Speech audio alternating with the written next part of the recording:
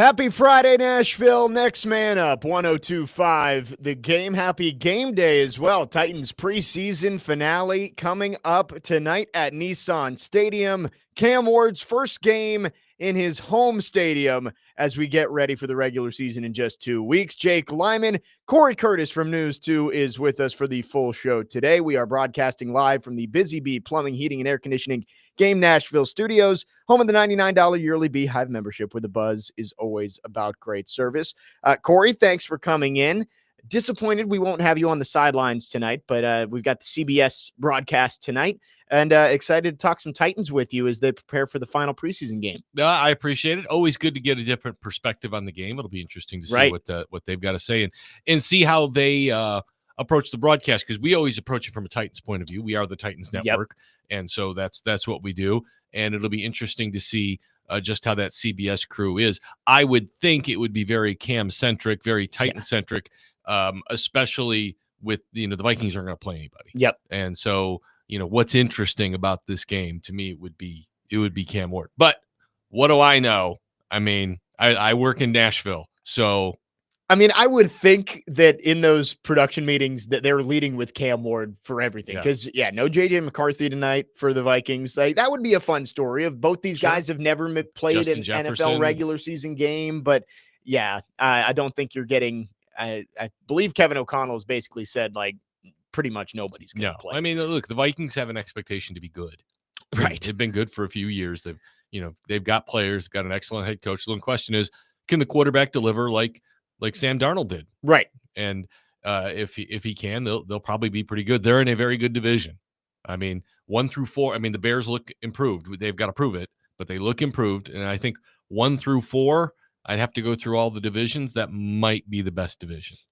Yeah, I think you'd have a tough time AFC finding West, another. Yeah, except AFC the Raiders West looked awful. Yeah, it's like 1 through 4. The Lions, obviously, the 1 seed last year. The Vikings won 14 games last year. Packers were good. And the Bears, it's funny. I was talking with PK was just on last Friday. We were going through the ESPN. They ranked all the position groups. Yeah. And the Bears had a top 10 tight end group, a top 10 wide receiver group, a top 10 offensive line. It was like, all right, here we go. They're Caleb invested. Williams. They're invested. I mean, they need to deliver. And he looked really good the other night. I mean, they looked really good. It's one preseason game, but it's the only one I've seen him in this year. And so I'm optimistic about that, but we'll see. Right. And we'll get to see the Vikings backups tonight, although I don't know if that means the Titans defense is going to get many breaks, because I guess that means they're seeing Sam Howell a lot. And Sam Howell, that's a dude who's thrown for 4,000 yards in the NFL already this year, or not this year, in his career. He'll throw it to the other team, though. Yeah, he will throw it to the other team. But I think it's a slight upgrade over Easton Stick and Kyle Trask that they've seen in the last 2 weeks. Yeah, I mean, Stick played some, but not to the level Sam Howell has played. Right. And, Trask obviously was in the quarterback competition with Baker Mayfield a couple of years ago, but he's been primarily a backup ever since he's been in the league. Connor Newt is with us this morning. Connor, good morning. Excited to hear you on the Game Blitz tonight. Excited to be on. We get the high school football season started, so make sure to listen in tonight. Connor will be doing pregame, halftime, and postgame, all high school football stuff across the mid-state. So excited to hear that tonight. Great game last night. I was out there at Green Hill, and they got the win over Beach in that one. Went up early and really never looked back. But tonight we got Titans football, Titans Vikings over there at Nissan Stadium. We're going to preview that today. We'll also look at some college football. The SEC announced yesterday they're going to 9 conference games starting next year. Is it a good idea, or will the conference cannibalize itself? We'll talk about that in the 10 o'clock hour and much more. But it is Cam Ward's final preseason game. First time in front of the home crowd. The big question is, how much are we going to see from Cam Ward tonight, and what do we want to see from Cam Ward? I think it's probably going to be about the same as what we've seen in the first 2 preseason games. They're going to put him out there for a series or 2, and depending on how he does, maybe he gets 1 or 2 beyond that. I wonder, Lloyd Cushenberry's been increasing what he does. Does Cushenberry get out there and get a drive? That's a good point. Because I would think you would like to get some live game snaps between those two. So if Cushenberry can give you 5 to 10 snaps I think that would be great. I don't think J.C. Latham plays tonight. I didn't practice the last 2 Right. days. So that goes into my feeling of how long does he play? You got Udo and Ojokwu battling for that spot out there. Yep. And so, look, OJ's played some. Not well. It hasn't been great. Yes. I feel like he's been better in this camp. Right. But lateral movement is always what I worry about with him, especially those guys coming off the edge. Does he move laterally well enough? Now, these are backups. So you like to think that there's a level of safety there. And maybe they've been very pass-centric in the preseason so far, trying to give Cam as many looks as they can. Maybe they're a little more run-centric tonight with that group on the field. But maybe they'd also like to get Cam another touchdown drive. He's got one touchdown and 5 drives. That'll be interesting to see. But I think the moving pieces on the offensive line make it a little more interesting for me to say, I'm not sure he goes more than one drive. Like if they go 3 and out, I bet he comes back out. But if they have one good drive, like 7-8 plays, I bet he's done. Yeah, I think if you get him a drive that ends in points, you just pull the plug right there and say, all right, let's get ready for Denver. That gives you some confidence. But I think you're right. You go 3 and out, you probably put him back out there. Yep. But if you don't have J.C. Latham, it's always the risk reward, the balance there of like, is this extra drive going to help him enough that it's worth if he gets blown up because John Ojukwu couldn't block a rusher off the edge. So we will see how much of Cam Ward we get tonight. I think it's probably 1 or 2 series. So make sure if you're going out to the game tonight, get there early. Yeah. You don't want to miss Cam Ward. But I would like to see just a little bit of maybe air the ball out a little bit. We haven't really seen him get the ball downfield as much in the preseason games. I know that you don't want to have him standing back there for too long, but I wouldn't hate a deep shot, come right out, do a play action shot, try and throw it over the top. We've seen the deep crossers with him. We saw that twice against the Falcons, but I wouldn't hate, especially with the home crowd out there, first time playing in front of Titans fans. Maybe you see him try and not throw one deep. Although probably no Calvin Ridley tonight. Yeah, I was just going to say, I don't think you'll have Calvin Ridley running that deep route. He hasn't practiced the last few days. I also would not expect to see him tonight. But, one of the reasons they drafted Chimdike is because speed. He can really run. So maybe this is an opportunity to get him deep. But Bryce Oliver catches everything. So I will continue to die on that mountaintop. He made an unbelievable touchdown grab the other day in practice. Yeah, we were talking to TD about that. I believe in his tweet, he said the whole media contingent did the DeAndre Jordan face when he pulled that in and kind of pulled it away with one hand. So TD and I, every time we see Bryce, we just look at each other and go, maybe he needs to play. Right. And he's being talked about as the 5th, 6th wide receiver, but you never know. Like last year, he didn't make the team. Now he's a roster lock. By the end of the year, who knows where Bryce Oliver is going to be. So may see a lot of him. Again, probably no Calvin Ridley. You mentioned no J.C. Latham. Also, obviously, no L'Jarius Sneed out there. No Tavondre Sweat, no Kevin Winston. So you're not going to see these guys who haven't practiced a bunch, but you should see most of the starters for a series or 2, and then it'll be a lot of the backups. And we'll keep an eye on some of those young wide receivers. We'll talk about that coming up next. Viking Matt on our text line, driven by WilsonCountyHyundai.com, says, keep an eye on Max Brosmer, number 12 for the Vikings. I believe that's the Minnesota quarterback from last year, the Golden Gophers. So a local guy to the Twin Cities. I guess maybe we'll see lots of him after Sam Howell exits the game. 615-737-1025 is our phone number. If you have thoughts, our phone line's driven by WilsonCountyHyundai.com. We'd love to hear from you. Again, fun show coming up. We got Cory Curtis for the full 3 hours. We're going to talk plenty of Titans preseason as they get ready to face the Vikings tonight. Final preseason game of the season. Also, Benjamin Solak of ESPN put out a watchability rankings of all 32 teams. Stunning result. Yes. Really, for me. Really, who knew where the Titans would end up? I thought I knew. I was wrong. They were actually higher than I would have expected. Not higher. Much higher. Yes. Look, they're not in the top 10. No. But much higher than I expected. He gave them a lot of credit. We will talk about that later on this hour. Again, it is a college football game week. In fact, we are just over 24 hours from real college football being played across the pond in Dublin, Ireland. We will talk some college football, including the SEC going to 9 conference games and much more. Jake Lyman, Cory Curtis, Connor Newt with you on this Friday morning. Next man up here on 102.5 The Game.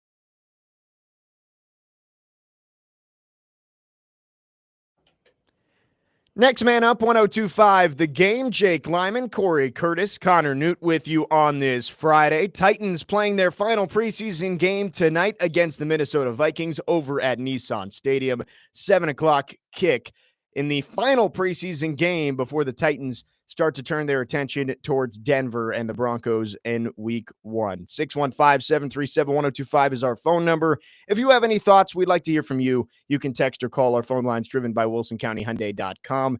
Cory, we talked a little about Cam Ward and what we might see from him tonight. Expect pretty much the same thing we've seen in the first 2 games, a series of 2. If there's 2, 3 and outs, maybe he gets a third, but not going to see a ton from him.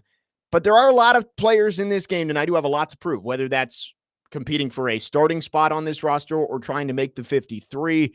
Who do you think has the most to prove in this final preseason game? Who needs a big day with just 3 days to go until the final cuts get made? Well, I did my 53 last night on my Facebook page, if you want to go look at it. There we go. And I didn't feel like there were a ton of jobs up for grabs. Right. Does Prochet get the 7th receiver spot? It kind of feels like that right now, but the first 6 are locked in. Yep. PK in the last show, he was right. The running backs are set. All right. You've got Chestnut and Mullings coming in behind the other 2 guys. Now, depending how bad Spears is hurt. Right. Does he start on the pup? Does Mims start the year on the roster? Or do you start him on the practice squad and bring him up for the first couple weeks? Yep. Who knows? I feel like middle linebacker, there's some question back there with the depth. You've got 3 and what's the guy from Minnesota's last name? Asamoah? Yes, Asamoah. Asamoah. Okay. So I think he's a special teams guy.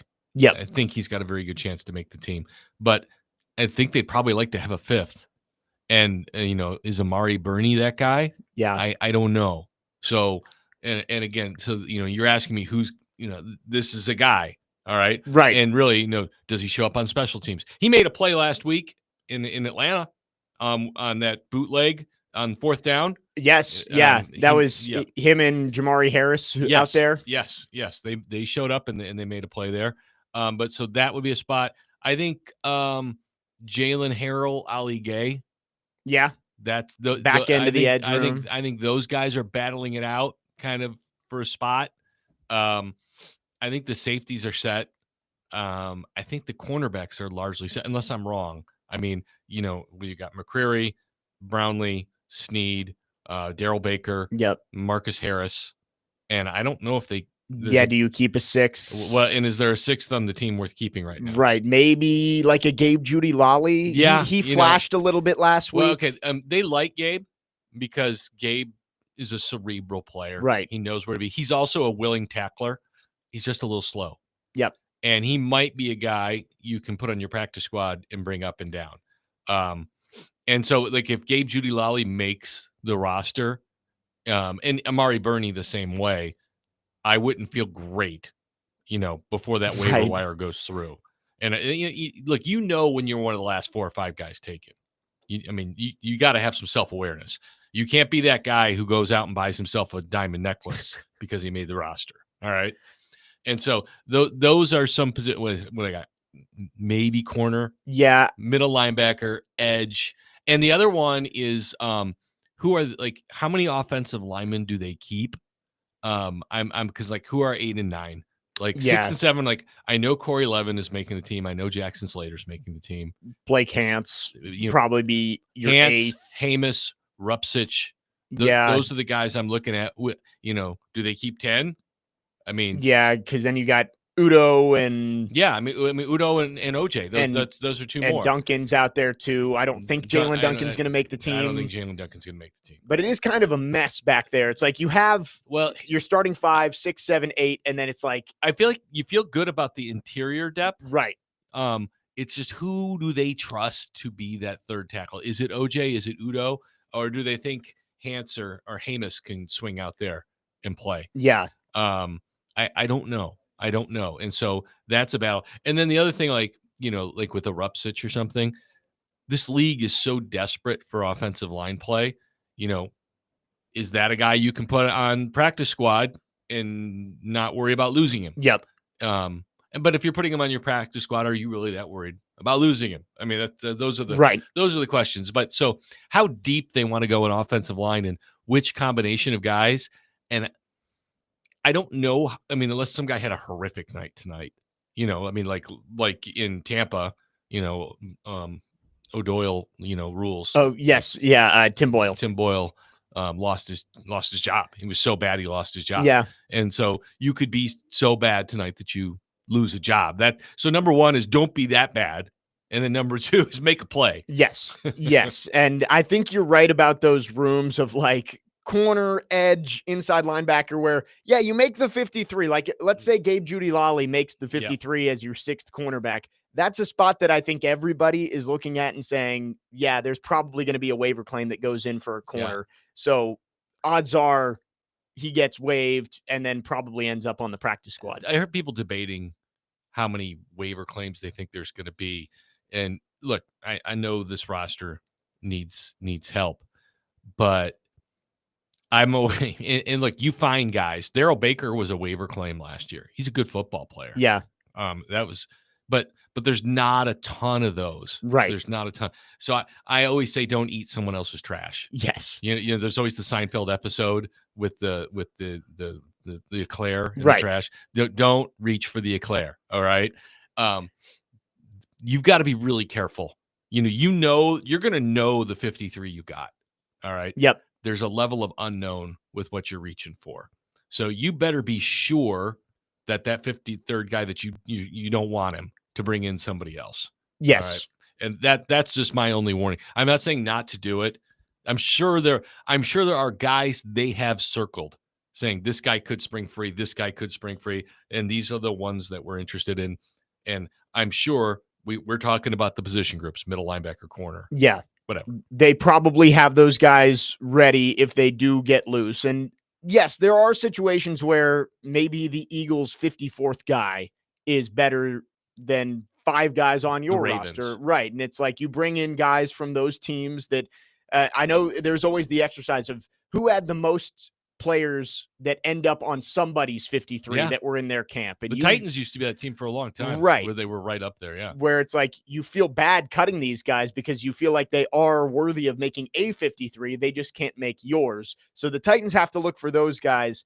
But I agree. I don't know if you're going to see 4 or 5. It's probably more like 2 or 3. Yeah. And look, I could be dead wrong, but 4 or 5 is a lot. I mean, that's a lot of dudes on this team that you're just like, nah. Yeah. And again, I understand they need to get better, but just because yours isn't great doesn't mean that their trash is better. And I'm sorry, it's rude calling these guys trash. Yes. But I'm just talking about guys that they cut loose. Discarded. Yes. Yes. And it will tell you how Mike Borgonzi feels about the current construction of his team based on how many he puts in. Because if he is willing to give away these guys who have been around this team for months now for unknown somewhere else, I think it tells you that he doesn't feel great about your depth. Well, I think, some guys have made his job a little bit easier. I mean, like Cedric Gray made his job a little bit easier. Yep. He's elevated. Marcus Harris, the 6th round pick from Cal, he has elevated here in the last 2 weeks and really, he's made it an easy choice. Yep. He doesn't need to go to the practice squad. He can stay. And so some guys, have done that. And, as a GM, I would appreciate that. Right. I mean, you looked at the inside linebacker group heading into camp, and it was a lot of unknowns. It was Cody Barton and a bunch of question marks.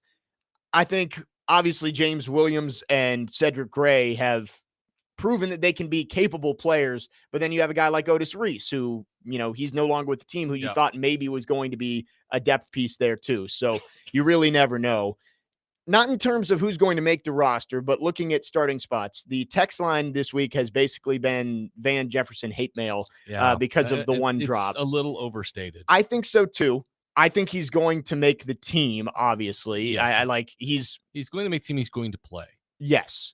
But could this be another opportunity for Alec Iamaner to maybe prove that he can be the starting X when you head to Denver? Hey, look, I mean, Alec Iamaner was getting first team reps before that drop happened. They like Alec a lot. There's a lot of reasons to like Alec, but I think, look, when you saw Alec catch the football and then what he did with the football, you're just like, wow, that's pretty. That's pretty to watch. Yes. But, you've also got to trust a guy. You got to trust a guy. And has he developed that level of trust? Also he is a big physical guy. has he developed that physicality at this level? Because there's a difference between this level and the one that he was just at. For sure. And so how ready is he? You know Van Jefferson, you know what his limitations are, Yep. but you also know what his floor is. You know what you're going to get. Yes. And that, I don't think fans always understand that value to coaches. We should know by now. We here should know by now that when you have players like on the offensive line that you don't trust, it's horrible. It's horrible. And so in the passing game, you've got to have guys who you can trust to run the right route. Yep. Cut that. If it calls for 11 yards, you run it at 11 yards, unless, of course, you need 12. But that's what we're talking about, a level of professionalism. All right. And that's what they get with Van Jefferson. No, he's not going to be a 1,000-yard receiver. They're not asking him to be a 1,000-yard receiver. He makes $1.6 million. All right. In my world, in your world, that's awesome. In that world, that's darn near league minimum. Yes. All right. So do they want Io Manor to pass him up? Yes. Until he does, go play. Yes. And you look at this room and there's just so few veterans. And we've talked about this all offseason of like, you got Ridley, you got Lockett, and then it's a bunch of young guys. You kind of need a guy you can trust, like you said, who, Van Jefferson, he's probably not going to make any plays that are going to win you a game, but it's unlikely he's going to lose you a game too. Look, we've been talking about Nick Westbrook-Akine like this for 5 years. And all he ever did was play and produce at a modest level until last year when he scored like 9 touchdowns. Be available, know your job. And believe me, I saw Van working special teams. So, he's not above that as a veteran. He wants to be on this football team. And they say, go be a gunner. You know what he's going to say? Yes, sir. Yes, sir. Yes, sir. And that also, you forget who's his dad. Yes. Sean Jefferson. Yeah. So he's the son of a coach. Right. Which generally leads to some good things. It leads to him being coachable, being a team player, generally, not always. And so, there's a lot in that area, in that nuance that I like as well. Again, I'm not sitting here saying Van Jefferson makes them a playoff team. I'm not saying he's going to be a 1,000-yard receiver. I'm just saying, let's not hate him quite as much as we do. He's not the total washout that he's made out to be. He is not. Right. And he had a good practice earlier this week. Good. I love that the Titans Twitter account, they put out basically a Van Jefferson highlight video. He followed that up with another good one the next day. Yeah. So we'll see. We'll see. There for both of them. I would guess that he's going to get plenty of snaps tonight with the first team offense with no Calvin Ridley. I would assume Tyler Lockett's not going to play either. So it'll probably be a lot of Van Jefferson, a lot of Alec Manor, some Chimdike, and some Bryce Oliver with Cam Ward when he's out on the field tonight. So what would you put your odds at a Bryce Oliver touchdown tonight? Ooh, man. So he had 2 in the preseason finale last year. I don't know, maybe like plus 200 somewhere around there. There you go. I like it. I'd like to see a Bryce Oliver touchdown. It would be great for Cam Ward. He hasn't thrown a touchdown yet in the preseason. Obviously, he led the touchdown drive that ended with the Pollard 1-yard rush. I think it would be cool in front of the home crowd. Sure. Cam Ward gets to throw a touchdown, and then you pull him and ideally put him in bubble wrap for Denver. Ideally, the first game, first drive, right, just goes right down. Yep. I was calling a Titans game once, in Green Bay. You might have been like 10 years old at this time because I'm old. I think I remember. Was it the first preseason game of? I can't remember which one it was, but it was. I think it was the last one. Okay, it was the last one because I think Keith Bullock was in the booth with me for it. Yeah, and the very first play, Aaron Rodgers threw like an 80-yard touchdown pass, and he threw one pass, 80-yard touchdown, and he was done. And I was like, well, that was a short night for him. I think Titans fans would sign up for that tonight. Yeah. I did say earlier, arrive early if you want to see Cam Ward, because you just never know how much he's going to get. I remember I went to the preseason finale 2 years ago when they played the Patriots, and I showed up like 10 minutes late, and Tannehill had played 3 snaps and was out of the game. I was like, all right, well, I guess we're not going to see Ryan Tannehill tonight. Yeah, no. 615-737-1025 is our phone number. Speaking of crowds, I kind of want to know what the crowd's going to look like tonight. And if you're out there and you're planning on going to the game, let us know, 615-737-1025, because yes, it's a preseason game. Yes, you're probably not going to see a ton of starters for very long, but it is Cam Ward's first game in Nissan Stadium. So I want to know. We'll talk about that coming up next. Jake Lyman, Cory Curtis, Connor Newt, next man up, 102.5 The Game.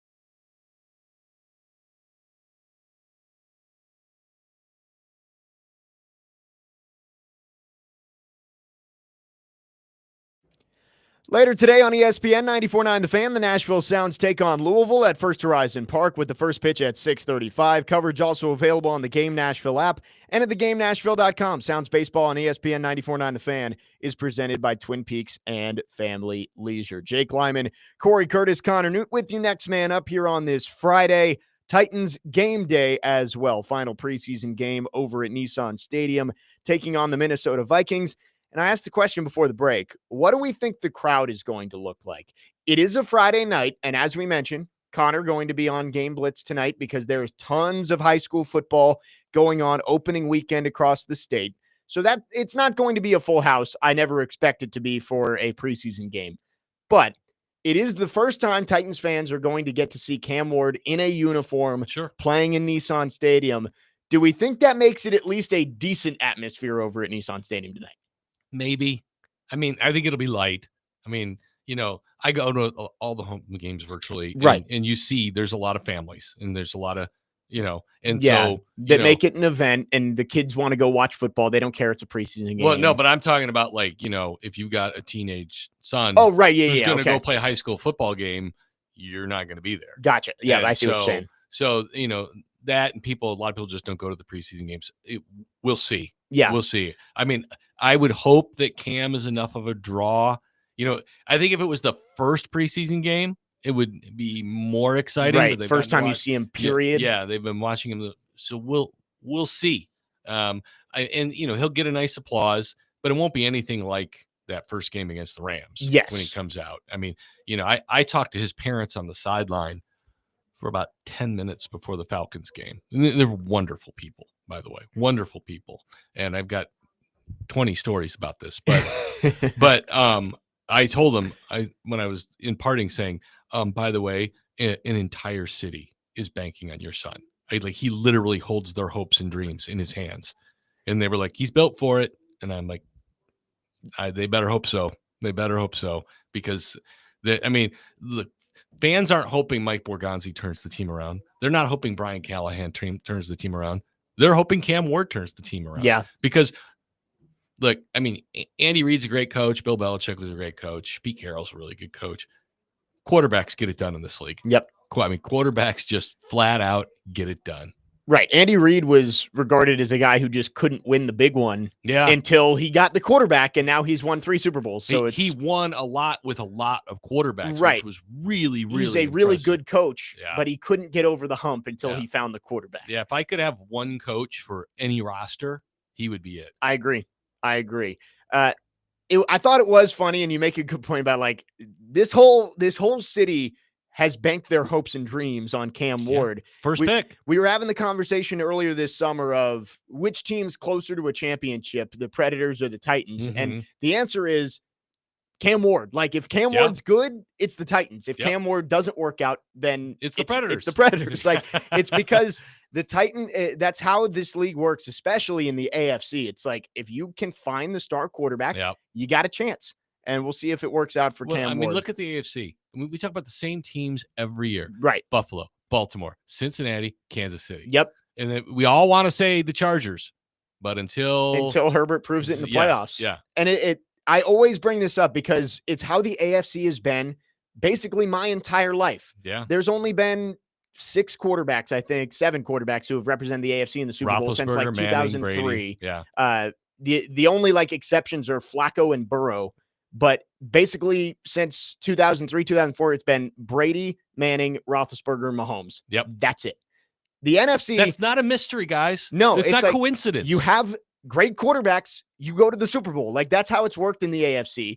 In the NFC, it's all right, if you can build the roster and have a quarterback who can. Because they haven't had the quarterbacks. Right. I mean, even look now. I mean, Jalen Hurts, good player, but he's not on their level. Yes. Now, they won the Super Bowl, and congratulations to him, but still nobody's taking Jalen Hurts over Patrick Mahomes. Agreed. If you flip Jalen Hurts and Mahomes in that game last year, the Eagles maybe win that game by 50 because Mahomes elevates the Chiefs roster. I think Hurts does the most he can with the great players that he has around him. Yeah. So the AFC, you got to have the quarterback. The Titans are hoping they have theirs. And I agree with you. That Rams game, especially if Ward goes out and has a great debut against Denver, maybe they don't win it, but like that's a tough it's game, it's man. a tough ask. Yeah. But like if Cam Ward goes out and looks good against the Broncos, man, that crowd against the Rams is going to be crazy. I think tonight it'll still be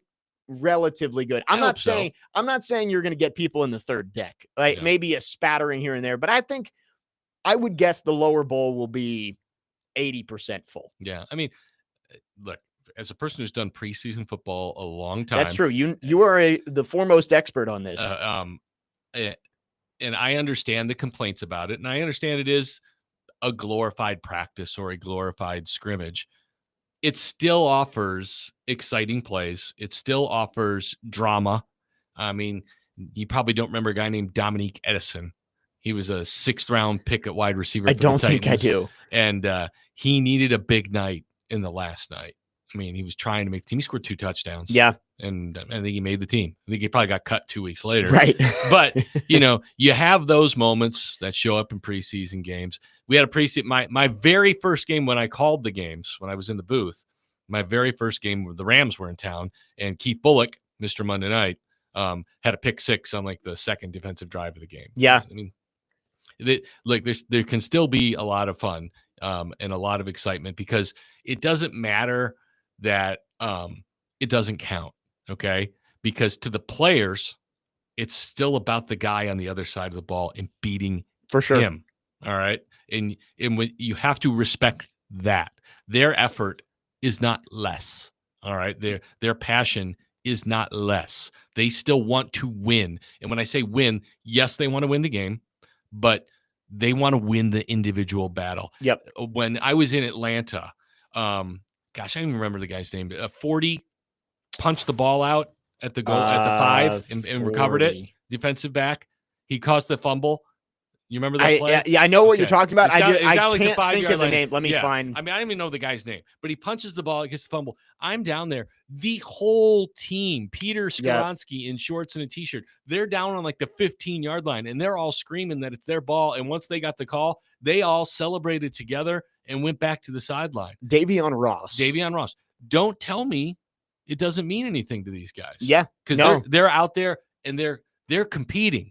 That's all that matters, is they're competing. So when you watch the game, I guess this is my plea for you on this. When you watch the game, respect that part of it. Yeah. Respect these guys are playing for their jobs and their competitors. Right. They want to go win every single play. Yep. I agree that like in the stadium, gets to the fourth quarter, it's a close game. The tension, the atmosphere is not going to be quite as high as you would for a regular season game where, when it gets down, any NFL regular season game, when it gets down to the last couple minutes, you can feel the crowd on every single play. That's what's great about the NFL. Right, because every game matters so much. And every game is really never over. Yes, yes. In the preseason, you're not going to get that. It'll probably more feel like a Sounds game or something at the end, where it's like people are there, they're watching the game, but you're there to have a good time.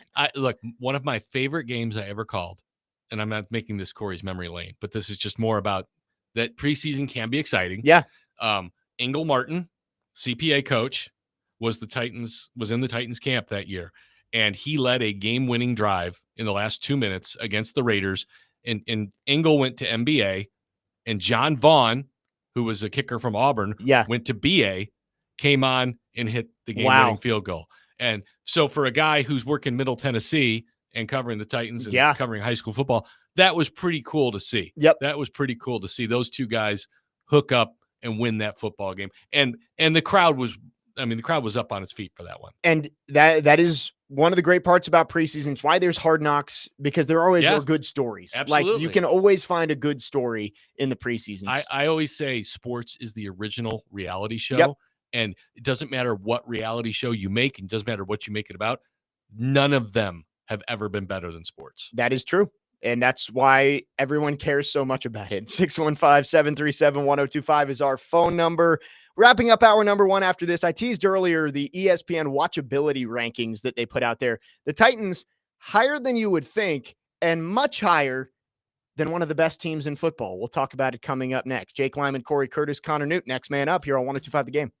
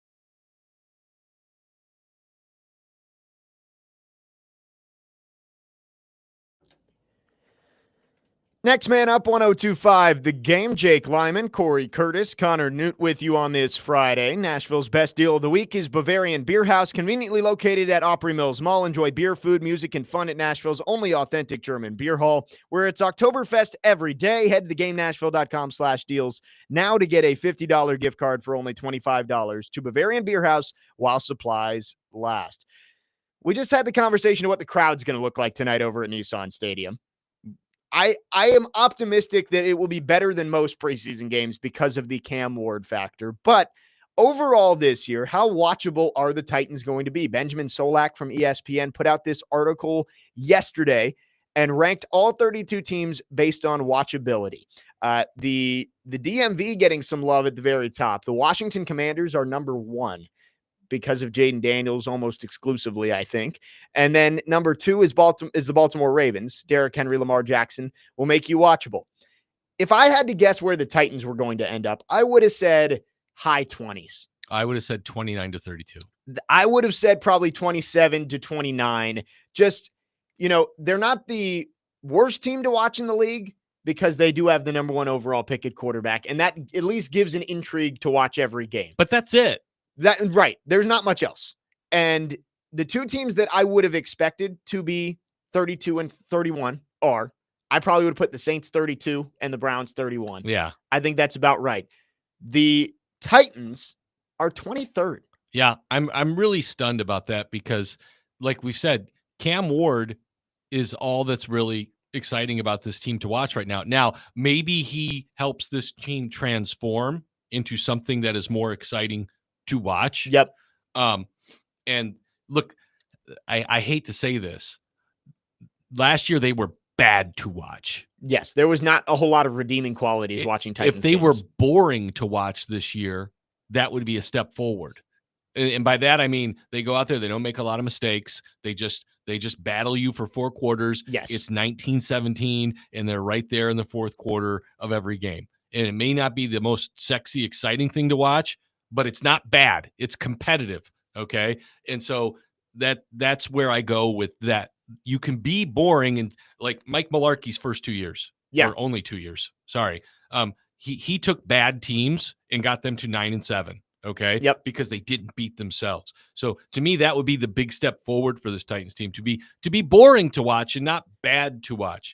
I'm shocked that the Browns are 32 with the way that ESPN shoves Shedeur Sanders down our throats. Here's the excerpt from the article. Cleveland Browns 32. No, thank you. Well, actually, I'll watch the first Shedeur Sanders start in week 12 just to enjoy the pageantry of it all. But other than that, no thanks. So now Myles Garrett. Right. They at least have a superstar player on that team. So the Titans, here's what Benjamin Solak writes. I'm excited to watch the Titans, and you should be too. They have a talented gamer, a first overall pick in quarterback Cam Ward, a good offensive nucleus around him. Fair. And a defense full of high-effort playmakers like Jeffrey Simmons, Tavondre Sweat, Jarvis Brownlee, and Roger McCreary. But most importantly, Cam Ward. He might change the franchise forever. That is, and he also puts, by November, they're going to be flexing Titans games to prime time. Wow. So he's a believer. I guess so. He is on the Cam Ward train. But put him 23rd, which I guess shows you that even a believer in Cam Ward doesn't find other redeeming qualities in this team. But it also shows you the power of a quarterback, because Cam Ward gets hurt, Brandon Allen's the quarterback. Where do the Titans land on that list? They are 32. 33 maybe. Yeah. Okay. Yeah. Now, I'm with you. The Saints don't even have Myles Garrett. I mean, and look, they got Chris Olave, but he's always hurt because I've had him in fantasy football the last 2 years. Right. And it's just life sucking. Yes. And they've got Alvin Kamara, but he's not getting younger. He's getting older. Yep. And Cam Jordan's still playing, right? I think so. But he's 100 now. Right. I mean, the same. I mean, look, if you talk about a team that is built to pick first, it's the Saints. I think they're trying to line it up. You got New Orleans born, raised Arch Manning. Like, I think they're trying to line it up. I think you're right. A lot has to go their way. I think they are strategically built. They're the major league team of 2025. They are built to lose. They're just not built to relocate. They're just built to get a quarterback. They just want to lose and bring Arch Manning. Obviously, Arch has to come out, but I think if the Saints had the number 1 pick, I think he would come out. Now you told us who 32 and 31 were. Yeah. Who's 30? And I know there's a shocker at 29. Yeah, so the Titans are 7 spots higher than the reigning AFC champion Kansas City Chiefs. Oh, wow. The Chiefs are 30th. That's crazy. Here is what Benjamin Solak writes, an excerpt here. The Chiefs were not very fun to watch last season. He's right about that. They were kind of boring. 28th in explosive pass rate and 30th in explosive rush rate. They basically just tried to paper cut you to death with Patrick Mahomes. It wasn't a great year from Travis Kelce. Very good defensively. Right. And that's not what the Chiefs are expected to be. No, you think high-powered offense, but Tyreek Hill's been gone for years. Imagine that offense without Xavier Worthy. Right. Because Travis Kelce took a huge step back last year. Mm-hmm. And, he can go on his podcast and talk about how he was distracted and he's back focused. But I don't know if you can really get that back. Like, I don't know if he's ever. Did he get younger? No, I wouldn't think so. Now, if he gets lighter, then maybe that helps. I mean, because I don't know if we'll ever know what his weight was last year, but to me, he was clearly 10 to 15 pounds heavier. And much slower. Yes. And well, I think the two are. They usually work together. Absolutely connected. Yeah. Speaking as someone who needs to drop 20 to 30, I know you are absolutely slower. Okay. And so, I would be. Look, if I see, and I guess I should have watched the Chiefs preseason game. I'd be interested to see what he looks like. And if he looks thinner, then I go, okay, he's serious. And let's see what he's got. Other teams that I'm a little shocked the Titans are ahead of, the Chargers and the Rams, both LA teams. Yeah, I mean, I guess there's not a whole lot of firepower on either of those teams. Puka Nacua, Devontae Adams, Kyron Williams, Matt Devontae Stafford. Yeah, that one. That one kind of shocks me. And then you've got the pass rushers over there with Verse and Fisk and that one I think surprised me the most. The Rams are 27th on this list, and the Chargers have players too. Right, and the Titans are behind the New York Giants at 22, the Colts at 19.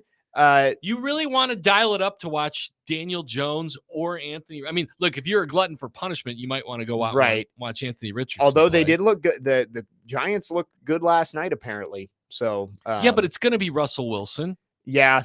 Yesterday it was Tommy DeVito. He had like 200 yards and 3 touchdowns in that game. I saw that. So does he make the team as the?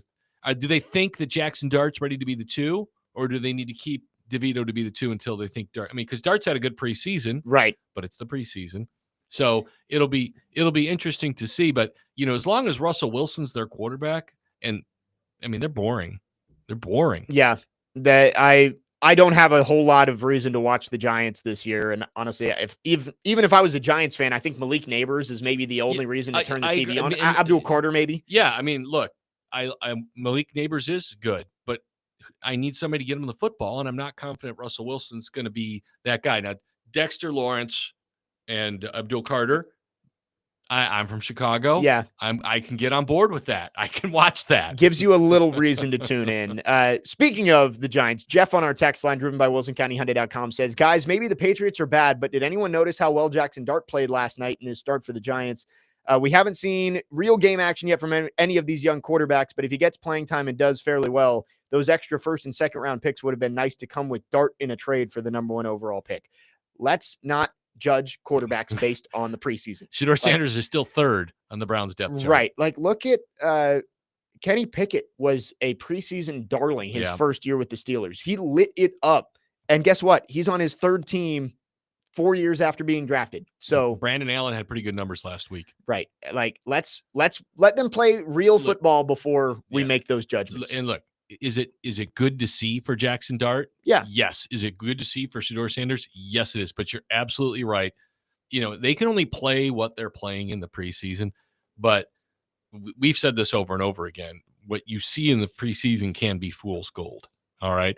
And so it's good steps forward for those guys. It doesn't mean that they're ready. Yes. All right. And so, and it doesn't mean that they're going to be a star. I mean, even when a guy's really good his first year, it doesn't mean he's still going to be a star. It's all a process. And you draft guys based on ceiling and what you think you're getting.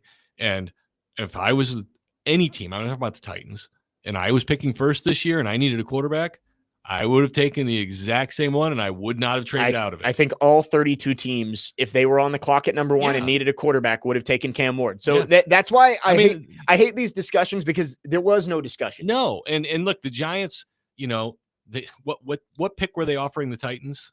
They were offering the third pick. Okay, did they pick Jackson Dart third? No, they did not. Okay, so they didn't believe in Jackson Dart that much. Yep.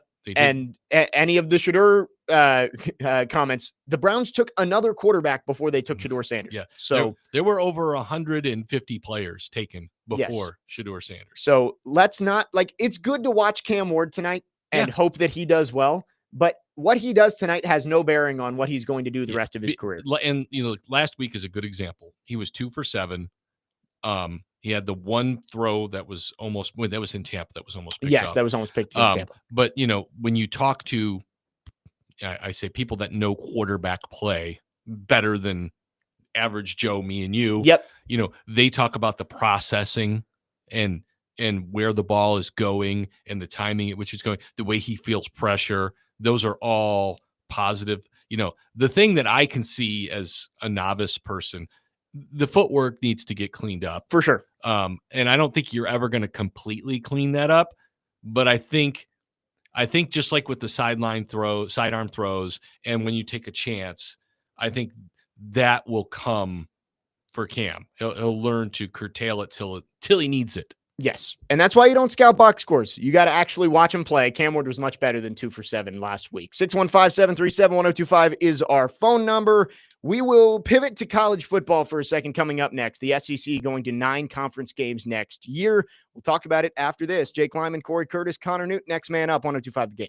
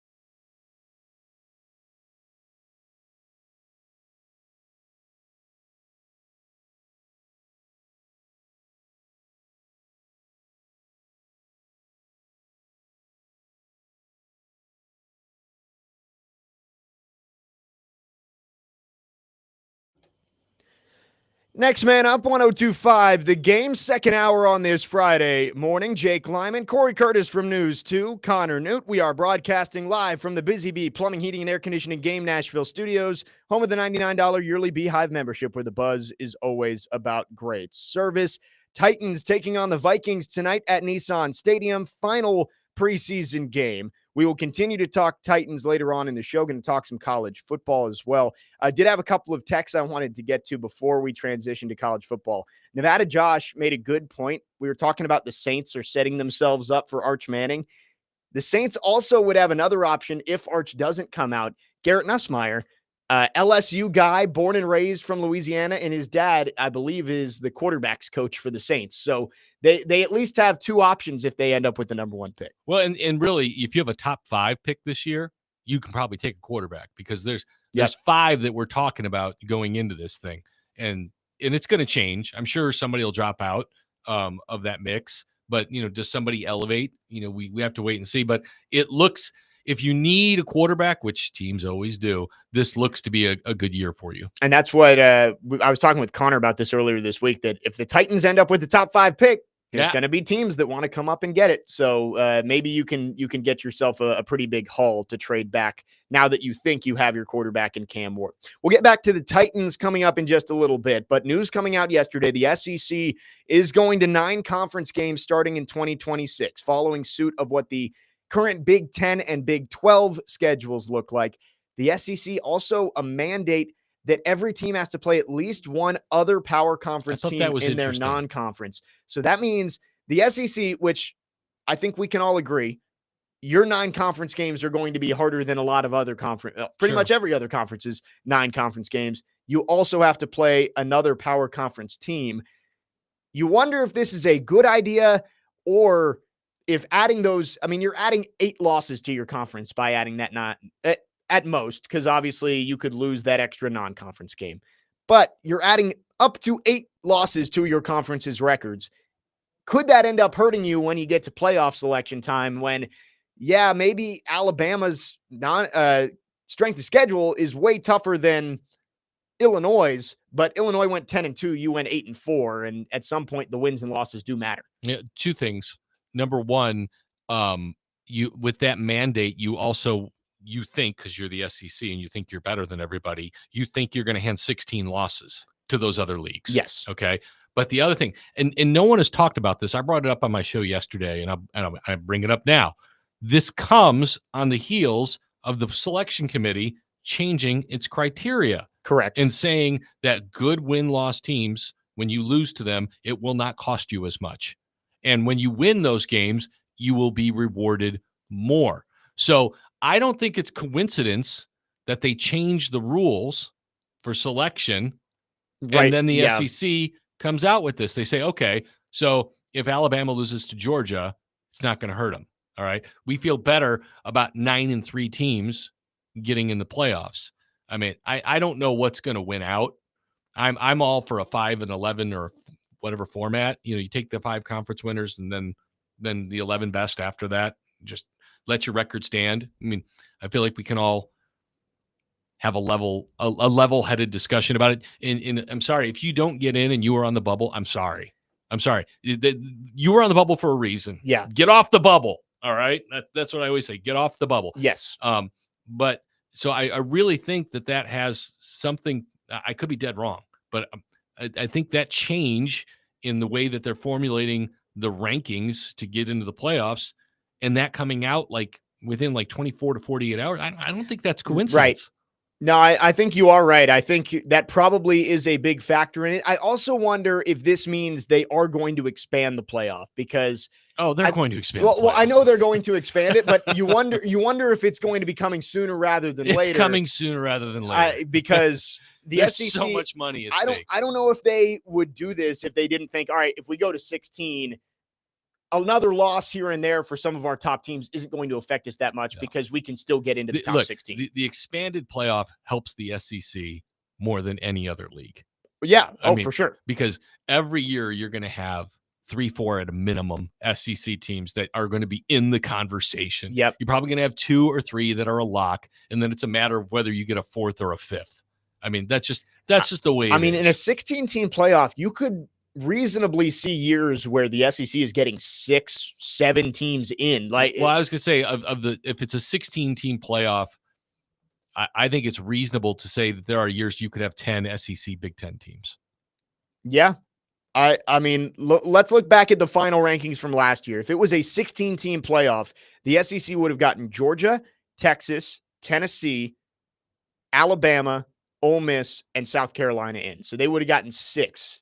And that's just on AP ranking, not on. No, this is the college football. Okay, that's the final college football All ranking. And you would add Missouri would have been just on the outside of the bubble. So you would have had 6 in and 7 in the conversation last year. Okay. Now, again, does that include conference champions where you would still get those teams? I guess this would be in the 5-11 model. So yes, so you would have had. So that still gets Arizona State in. Right. So Oregon, Georgia, Clemson, Arizona State, and Boise State would all have been in. And so, if you get those teams in, you're not so upset about SMU and Indiana if you get all of those teams in. And again, I understand the arguments. I do. But also, generally, I mean, like, Ole Miss had a horrible loss last year. Who was that one to? Kentucky. Yeah. I mean, that's a bad loss. Yeah. Don't lose that game. I mean, and Vandy obviously ended up, the record showed that it wasn't as bad of a loss to Alabama, but I think the connotation of it, of like you lost to Vanderbilt, like that kind of hurt. Look, Vandy got to 6-6 because they beat Alabama. Right. Otherwise, they're 5-7. Yep. All right. So they're still a losing. They lost to Georgia State. They did. Okay. They did. So, I mean, I love a lot about what's going on at Vanderbilt. Yeah. But we are setting the bar really high for a team that went 6-6. No, I agree. But I think, Ole Miss, was that Kentucky loss in Oxford? Yep. Yeah. So like Ole Miss lost at home to Kentucky, who ended up with 4 wins last year. What was the Georgia score with Ole Miss as well? That one was that close? Yeah, it was close. Yeah. But I remember watching that game. That was a tough watch. I mean, it was Ole Miss won 28-10. Yeah, because Carson. I forgot about that. Jackson Dart struggled and got hurt, and they brought the other cat in off the bench who scored a touchdown like immediately. Right. And because I remember watching that game to watch Jackson Dart because I'm watching for the Titans. I'm like, all right, I'm going to watch Jackson Dart. Yeah, that's true. He was I'm watching Jackson Dart, and I'm like, no. Yeah. I'm not on board. There was not a lot great from Jackson Dart last season. Like, I think with a good quarterback, they were the number one defensive team in the league last year. And they couldn't get into the playoff because they lost to Kentucky and they lost another game that wasn't great too. I can't remember. Yeah, I mean, I can't remember who it was. So and again, that's why I say you were on the bubble because you lost to Kentucky. Yep. All right. Don't get mad at the committee. Lost to LSU. Yeah, and LSU I guess was fine last year, but they weren't great. That loss doesn't cost you the playoff, though. No, the Kentucky one did. Kentucky cost you the playoff, and it is totally under your control. Well, they did choke down the stretch. Was that the LSU game that they lost? Because I remember they had a chance and they were basically winning in it. Obviously it wasn't the Egg Bowl because they beat Mississippi State, but let's see. I see. To me, South Carolina had a bigger argument. They were playing really well down the stretch. They were playing well down. They lost to Florida. That's what it was. Ole Miss lost to Florida. So that's another bad loss. That team was terrible. If they had beaten Florida, they could have cruised into the playoff. Instead, they lost 24-17 in that game. They lost to 2 what we would call subpar SEC teams. Yes. And Florida figured it out with Lagway down the stretch, but like that's not Florida standards. It wasn't a good team. That's not the Florida that we're used to. For sure. All right. And again, it's still a decent team, yes, but that's not Georgia, Alabama, LSU. No. All right. That's another level. And if you want to be a playoff team, you beat that team. Yes. You can lose to the teams that are also being considered for the playoff, but you can't afford to lose to the teams who are well outside the bubble. Who did South Carolina lose to last year? South Carolina lost to Missouri. Yeah, that was a very good game. That was an excellent game. Yes, that one came down to did it go to overtime? I'm not sure, but it was actually on TV here when it was. Yeah, we were watching it. I remember saying, I remember this was a great game. Yes. Let's see. South Carolina last year, they lost. I remember they lost to Alabama, but they almost won that game. So they had a close loss to Missouri, a close loss to Alabama, and they got blown out. Or no, they beat Missouri, actually. Okay, they won that game. So they lost by 3 to LSU. That was the game where South Carolina had the pick six. They got called back for the unnecessary roughness. So they get a bad call or a tough call against LSU, and you lose to LSU. They got blown out by Ole Miss at home, 27-3. And then they lost 27-25 to Alabama in a game that they almost came back, I want to say, from 2 touchdowns down. So you would say for them, not losing to Ole Miss, being blown out by Ole Miss cost them. Right. Cost them. Yeah, I think if that game is a one-score game, they probably get in. But I would still say of those two teams last year, South Carolina would have been my pick. Yeah. To get in. I agree, especially the way they played down the stretch. Yes. 615-737-1025. In a 16-team format, they're both in. Right, which is what I think we're going to get. At 9-3. Especially with the 9 playoff games. I think the college football playoff for sure is going to expand because the SEC is not going to make their lives harder if they don't think they're going to get rewarded for it in the long run. No, absolutely. I mean, look, like I'm saying, 9-3. That would be my message if I'm Greg Sankey. Guys, go 9-3 and you're in. Go get 9 wins. 9 wins and you are in. All right, because 9 wins in the ACC isn't going to get you in. 9 wins in the Big 12 isn't going to get you in. But 9 wins in the SEC will get you in. It might get you in the Big 10. Depends on who you play. Yeah. Like Indiana's schedule last year, 9 wins wouldn't get you in. Well, it probably still gets them in the 16-team playoff. Yeah, that's true. But they won 10. It depends on who you would have lost to in that situation. It was the perfect storm for Indiana last year. Right. The schedule worked out. Kind of like when Vanderbilt won 9 games with Franklin. With James Franklin. It was the perfect storm. Tennessee was terrible, Auburn was terrible, and they mopped up. But so, you're going to have 10 will get you in the Big 10, 10-2. Maybe if you're Ohio State and you're opening with Texas, right? Maybe 9-3. But do we expect Ohio State to go 9-3? No, we do not. No, that's not the standard there.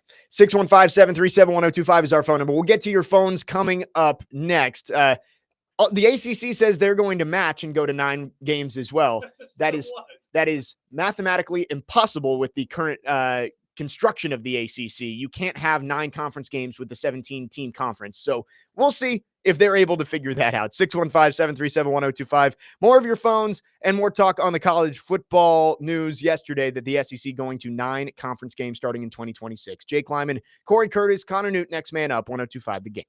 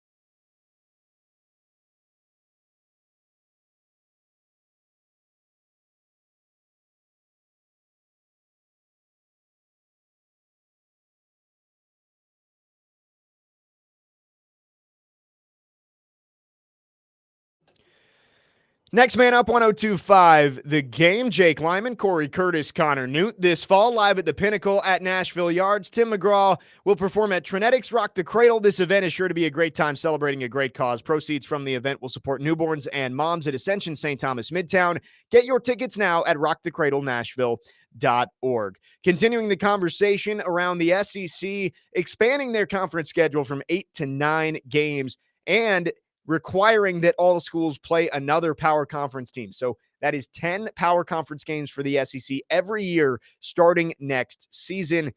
Makes you think playoff expansion imminent. And again, I mentioned heading into the break, the ACC says it will follow suit. There has to be some sort of other move there because mathematically 17 times 9 doesn't get you an even number. You need an even number in order to play those games. Maybe they'll play 2. Yeah, maybe play each other twice, home and home. Yes. Yeah, maybe we'll have all the rivals play twice. We'll get everybody gets to play Georgia Tech. Yes. Georgia Tech just plays all 17 games. So we'll see what works out there. Maybe the ACC adds another school, but we were having the conversation during the break. Who wants to jump on the sinking ship right now? It's like catching a falling knife, jumping on a sinking ship. No, I mean, you would have to be desperate. I mean, you would have to be, like Cal and Stanford. Right, like SMU was desperate to get in there too. Like they're not getting any TV money for 10 years if the ACC lasts that long, but they have enough money to make it work. You have to find a school like that. Yeah, and so we're still wondering where all these teams wind up at the end of this decade. Yes, and you'd think it ends up with some sort of super league between the Big Ten and the SEC, but a lot of dominoes still have to fall to get there. 615-737-1025 is our phone number. Let's head to our phone lines driven by WilsonCountyHyundai.com. Believe we're going to get some Big Ten talk here with Matt. Matt, thanks for waiting. What you got? Oh, you bet your ass you guys are. You guys have talked about Ohio State. Can you show a little respect and address it as the Ohio State, please? In order to be the champ, you got to beat the champ. The last 2 years, the Big Ten has absolutely dominated the SEC. Michigan beat the heck out of Georgia. Ohio State absolutely took Tennessee apart, drubbed them, beat them like they stole something, came right back, beat Texas, ran through that, won the national championship. Vegas has us as a 3-point favorite. We're absolutely going to send Arch home limping. But let's look at last year. LSU, every year, you got LSU's going to win the championship. This year with Nussmeier. Last year, LSU opened up with a mediocre USC team. Who won that game? USC did. The USC, they met at a neutral field in Vegas. USC whooped their ass. You guys say the Big Ten's top heavy. We're not. I mean, if USC can beat LSU, a mediocre Michigan team, the only great victory they had was on us. Other than that, Michigan was mediocre last year. They played Alabama that screamed and cried they didn't get into the playoffs, right? Who won that bowl game between Michigan and Alabama? Didn't Illinois win their bowl game as well? Yeah. Right. I mean, you guys are crazy. I'm not crazy, but I do know Purdue's in the Big Ten. Matt, on any given Sunday, would you rather? And so it's right. Purdue is. But last time I checked, powerhouses like Arkansas, Auburn, Mississippi State.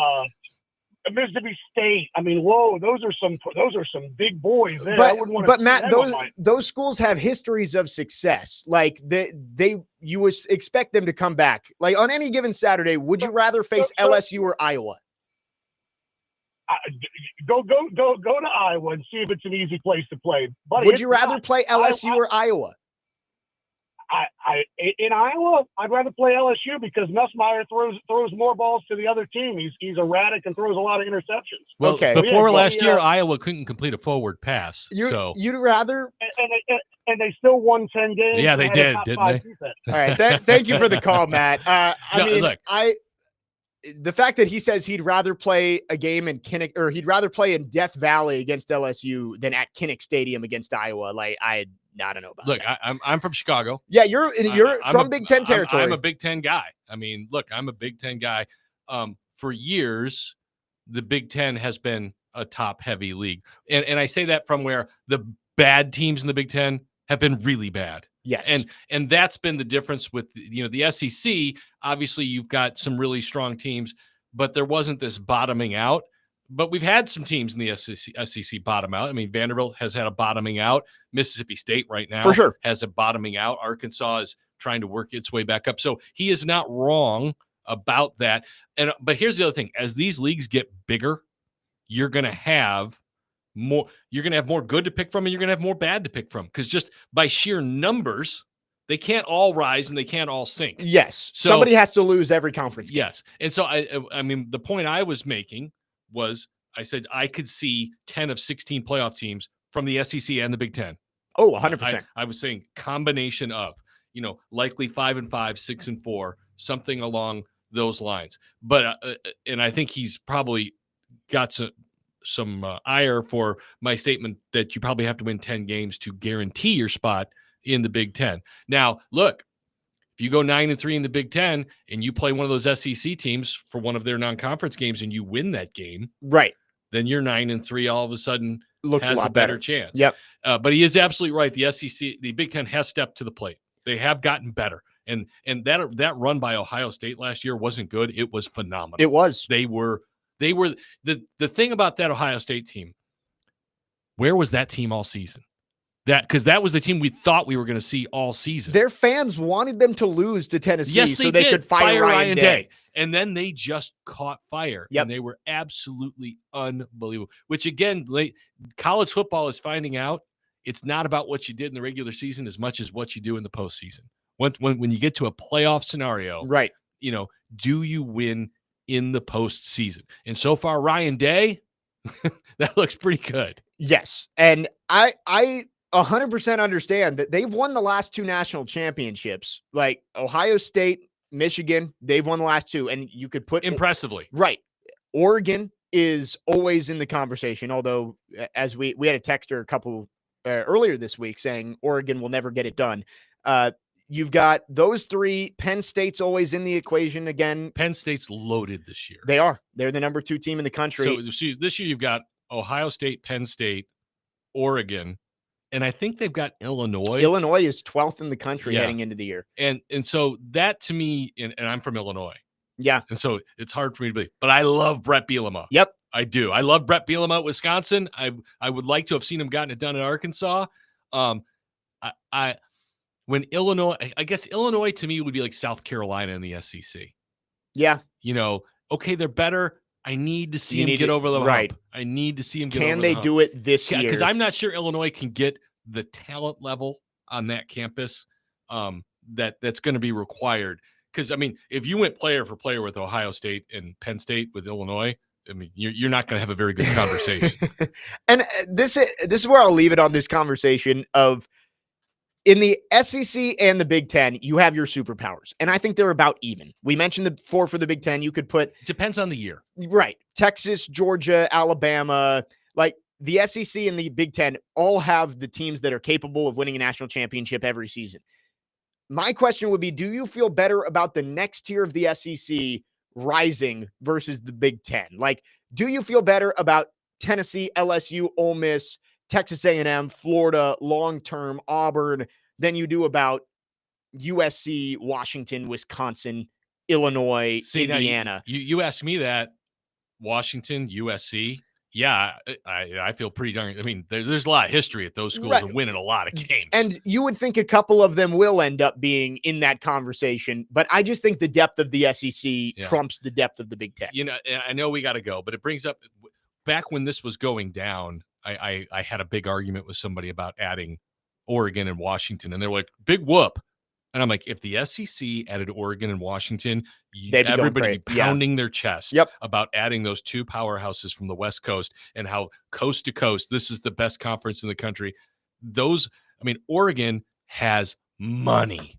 Okay? Yes, they do. And they are a dominant athletic program. In Southern Cal, they have their ups and their downs, but historically, way more ups on the football 100%. field. Way more ups. If you're going, Texas is good right now, but if you're going to count Texas as a superpower for the SEC, I guess you kind of have to put USC in that. Did I hear that this is the first year ever that Texas has been the preseason number 1? I think I did see that. That is, I cannot believe that. Yeah. I mean, that I would have bet all the chips on the table that was wrong. Yes, and they also are the underdog in week 1. They should be. To the Ohio State University, Matt. We'll go put into some 2 or 3 week 1. They probably should be the underdog. I mean, right, going into the horseshoe, the defending national champs, it's not like they drop off. Right. All right. Yes, I agree. Hair Metal Henry also talking about paying respect to the Ohio State University. He said, I just did, and then immediately flushed it.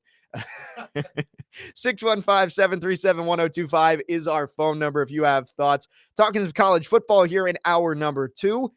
Week 0. The game in Dublin, Farmageddon, is now 24 hours away, just a little bit over. Will you be watching? I want to know out there. Let us know. 615-737-1025. Are you excited for week 0 of college football? We'll talk about it coming up next. Jake Lyman, Cory Curtis, Connor Newt, next man up, 1025 The Game.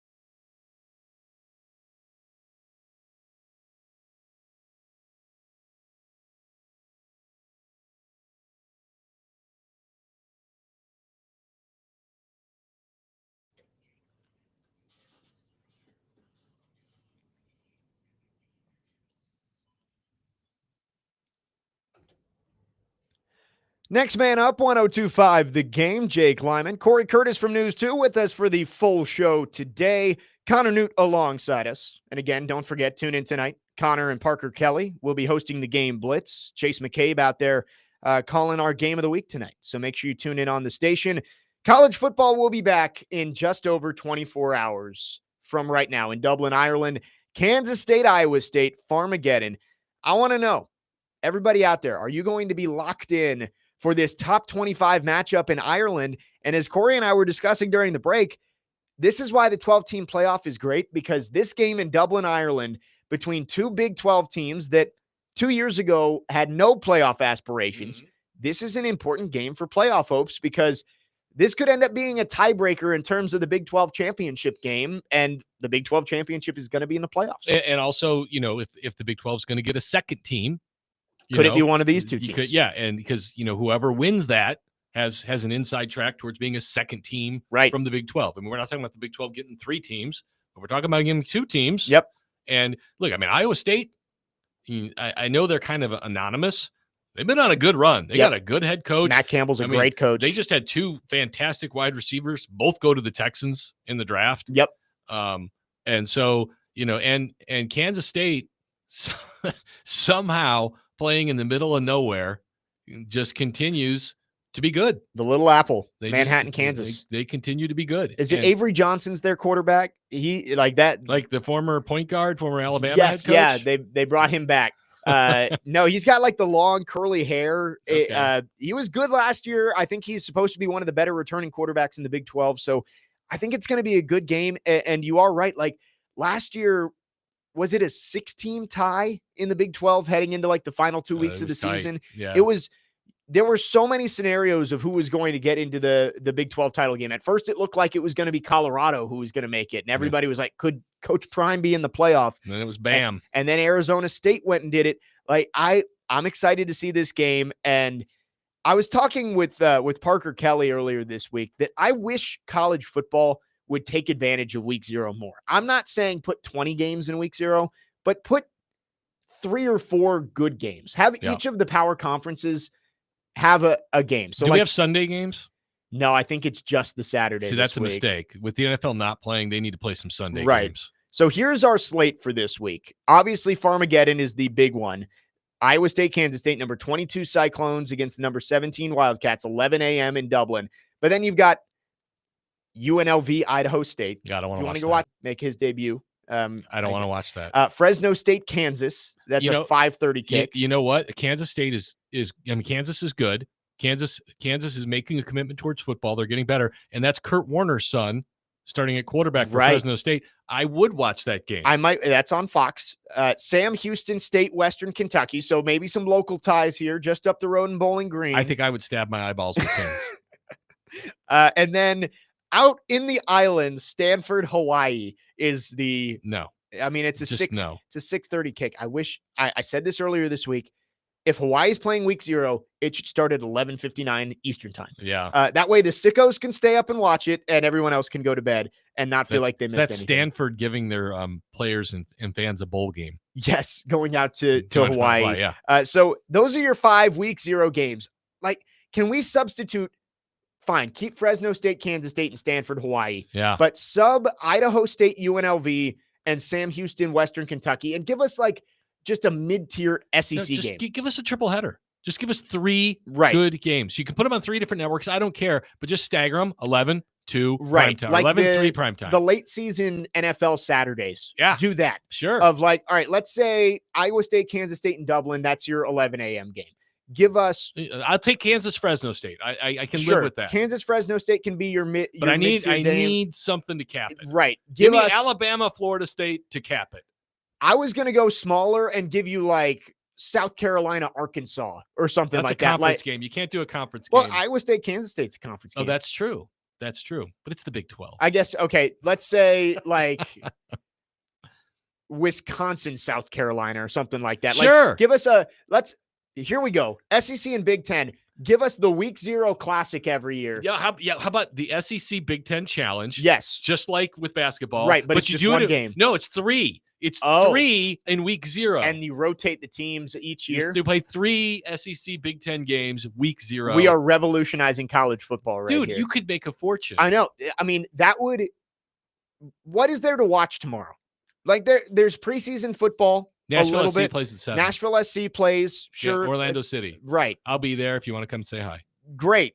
You got some soccer to watch. There's some high school football. I'm calling a high school football game tomorrow down in Tullahoma. They play on Saturday? Yes. It's the triple header this weekend. Oh, nice. Are they playing for the Coffee Cup? It's Tullahoma, Shelbyville Central. Okay. No. So right down the road, but yeah, not Coffee County. So I will be down there for that, but let's give us 3 good games instead of 5 or 1 good game and 4 average games. Yeah. Or bad games, if you want to call it. Seize the spotlight.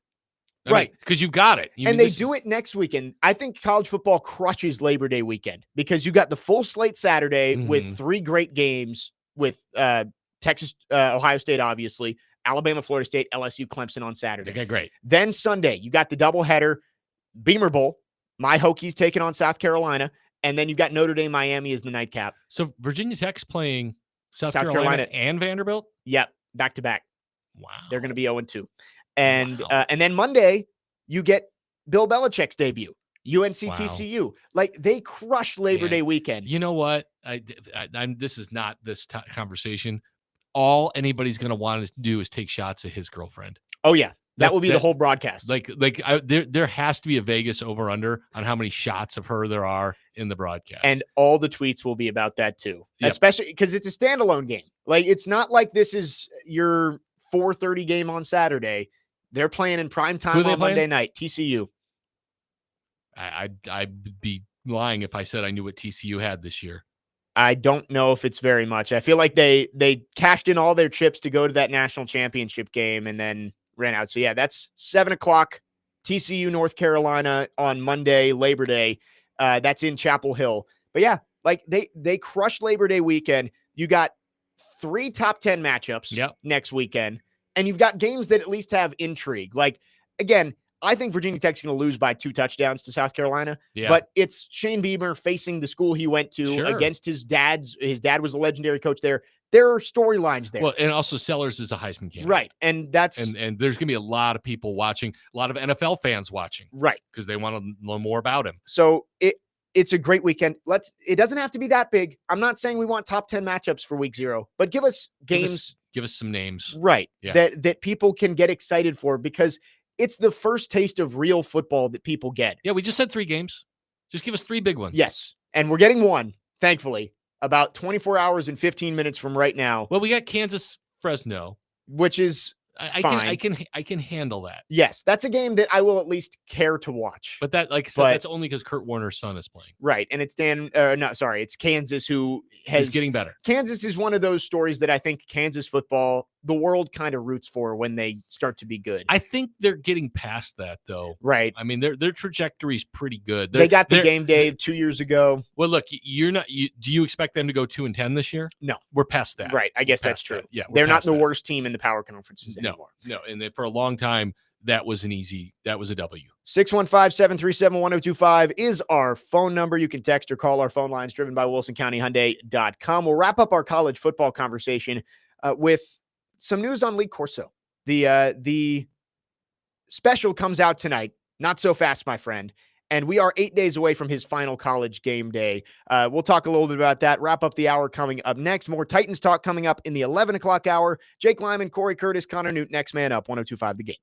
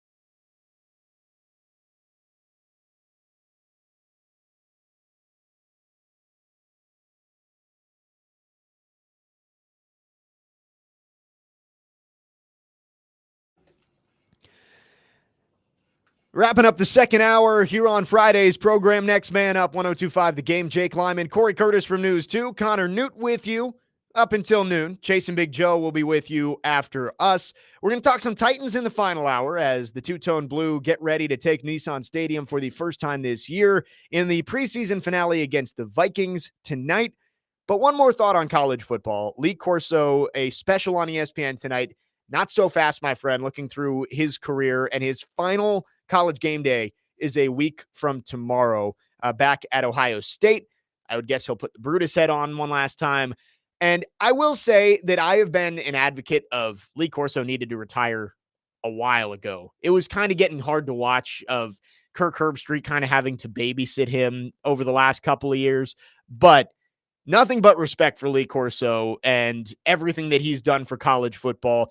I will be watching that special tonight because I do love everything that he did on College Game Day. He was awesome for so many years.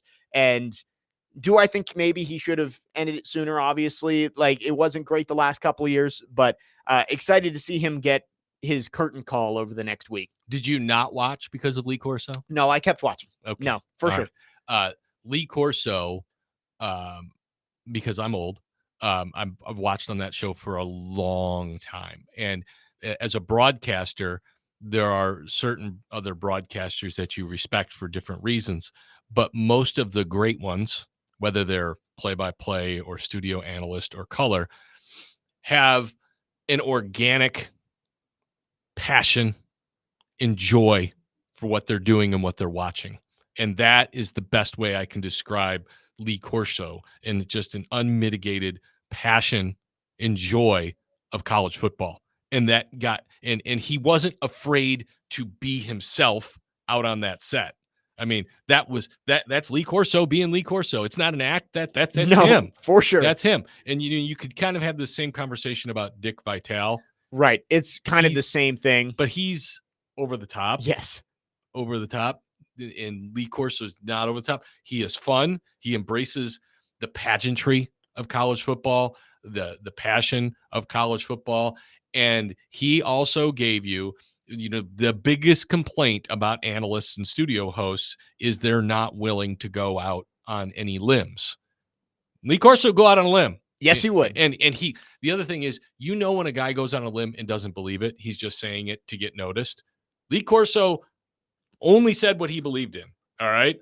And if you're saying he's going to put on the Brutus, I don't think so. Maybe he puts on Bevo. I could see him putting on Bevo in Columbus. Okay. How funny would that be? But I mean, he will not be afraid to. That is for sure. Right. And that's why you never knew which one he was going to put on. Yes. Because it didn't matter if you thought it was a lock.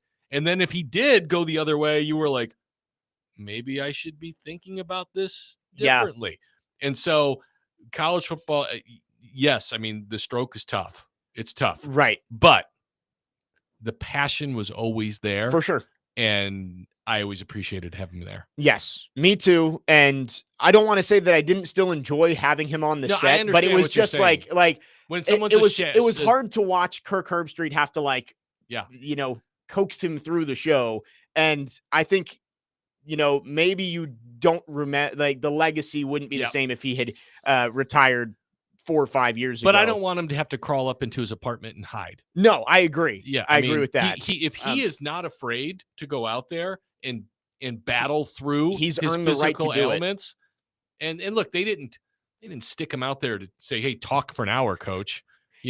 He was there. He picked and chose his spots. Yeah, and he was a symbol of college football. Right. He really was. I mean, some of the great moments from Lee Corso. That's why I'm so excited to watch this documentary, because there are so many like classic moments of him. More recently, when he dropped the F-bomb while he was doing the fake out of put one on and threw it. Yeah.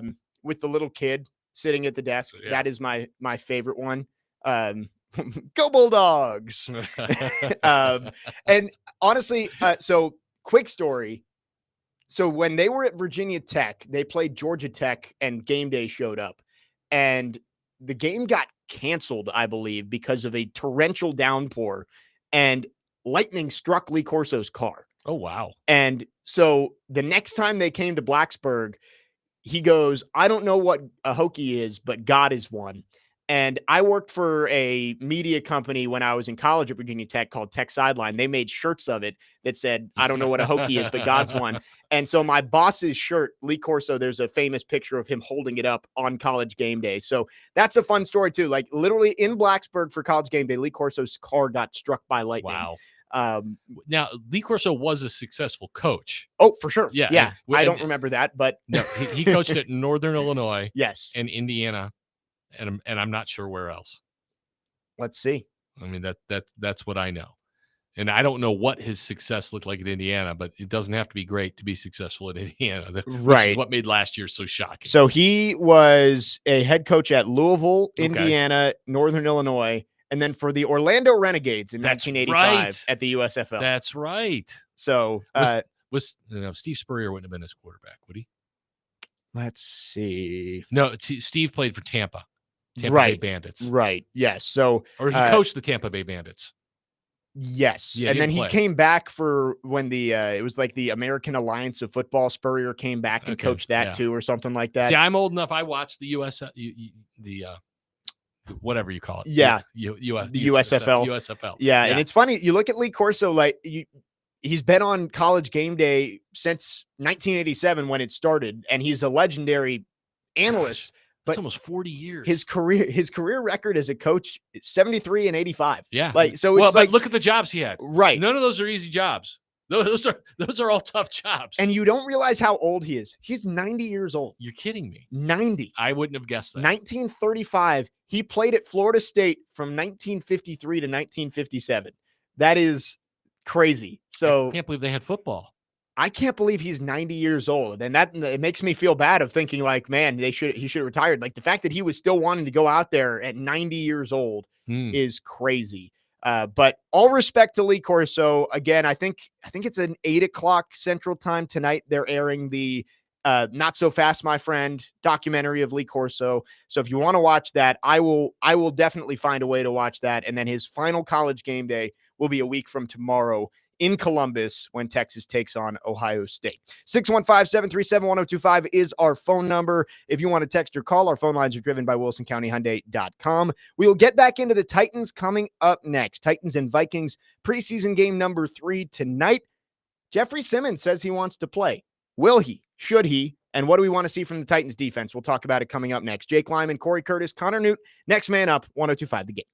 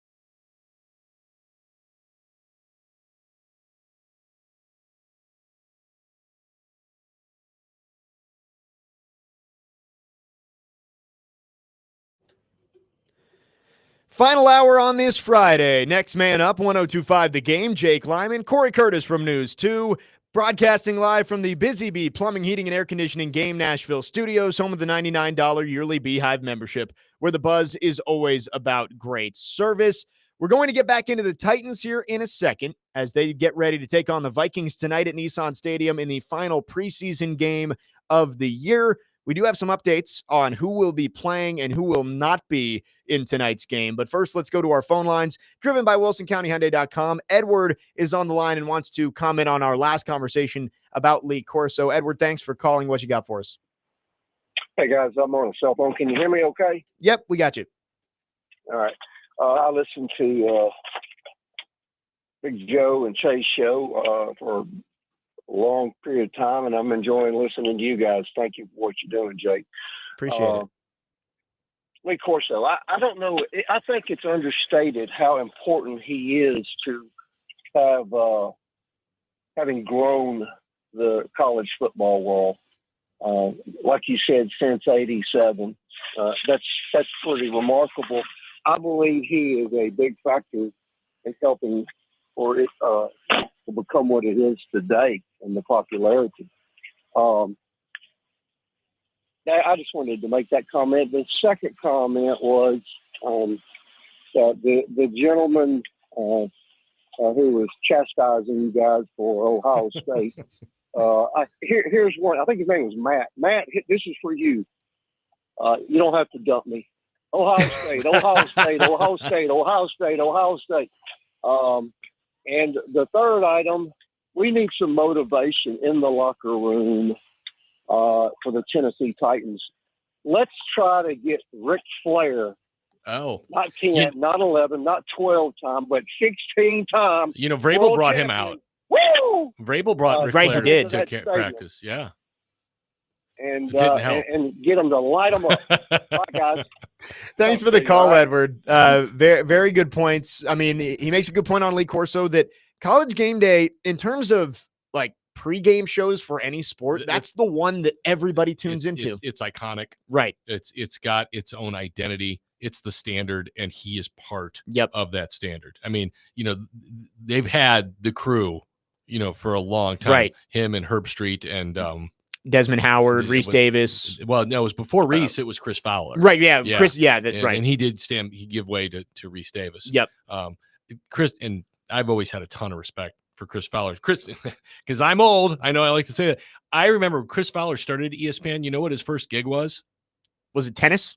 No, because he does tennis now. It's Scholastic Sports America. Oh, wow. They used to have a program that was dedicated to like high school sports that would air at some ungodly hour. And it was Scholastic Sports America, and it was Chris Fowler's show. That's where he started. Wow. And he worked his way up, and then he got, the game day set, and with Corso, and when Herb Street joined, it went up a notch. He was incredibly popular as well, and he had good chemistry, of course, with Coach. Right. But he's absolutely right. I mean, he is a huge part of that brand. I guess that's the right word that I'm looking for. And it's the, you could say the SEC and the Big Ten are the two biggest brands in college football, but for broadcasting, Game Day is the biggest brand. Everybody wants to tune in for College Game Day on Saturday mornings, and you'll get a chance tomorrow live from Dublin ahead of Farmageddon between Kansas State and Iowa State. Tonight, we've got Titans preseason football for the final time in 2025. Titans over at Nissan Stadium taking on the Vikings, and we do have an update here from Easton Freeze of A to Z Sports. Cam Ward, officially, not unexpected, will be active and looks to play about the same amount as he did previously. He looked good this week. Yes, TD said yesterday, or not yesterday, Wednesday might have been one of his best practices at training camp. Yeah, I thought it was a better week for him. And he's actually on the TV behind us here. He is. Lights, cam, action, as they say on Sports Center. No J.C. Latham, no Calvin Ridley. Not unexpected there. That is expected. Latham left practice early on Tuesday, and Ridley has not practiced since Monday either. And we're going to talk about it anyway. Jeffrey Simmons is active today. Yeah. So Jeffrey Simmons is expected to play along with Sebastian Joseph Day for a few snaps to gear up for the regular season. 3 or 4, I'm good. So I was going to ask the question, should he play? The answer, according to Brian Callahan, is yes, and we'll get to see Jeffrey Simmons on the field tonight. Well, and I think he wants to play. And now he doesn't get to make that decision. Sports Center is in Nashville. Sports Center on the sideline in Nissan Stadium right now. I wonder how they found it. Congratulations. But, I've passionately told you, and I don't mean to bring this up to scare anybody. You can't hide from injuries. Yep. They're going. There's two types of players in the NFL: ones that are hurt, and ones that are going to get hurt. And if you were that afraid of Jeffrey Simmons getting hurt, then you wouldn't have him practice, and you wouldn't have him joint practice. Right. And so, look, if he gets hurt, I'm sorry. You can blame me, and you can say that Corey Curtis jinxed us, and he doesn't know it, and that's fine. That's fine. I would like to see Jeff play a few snaps. I just would. Does that mean if he doesn't play, he won't be ready for the season? No, but I'd like to see him play a few snaps, kick off some rust. Andy Reid plays his starters a lot. Right. Does Zach Taylor. That's kind of what's been surprising to me is that. Well, there's a method to Zach Taylor's madness. They've been terrible. They're like the first 2 weeks, like the last 4 years. They've been very they're like slow to 1 start. and 7 or something like that. So yeah, they need to start faster. And look, Sean McVay doesn't play anybody, and the Rams are just fine. But I think the Titans need to play. Yep. They're not a good football team.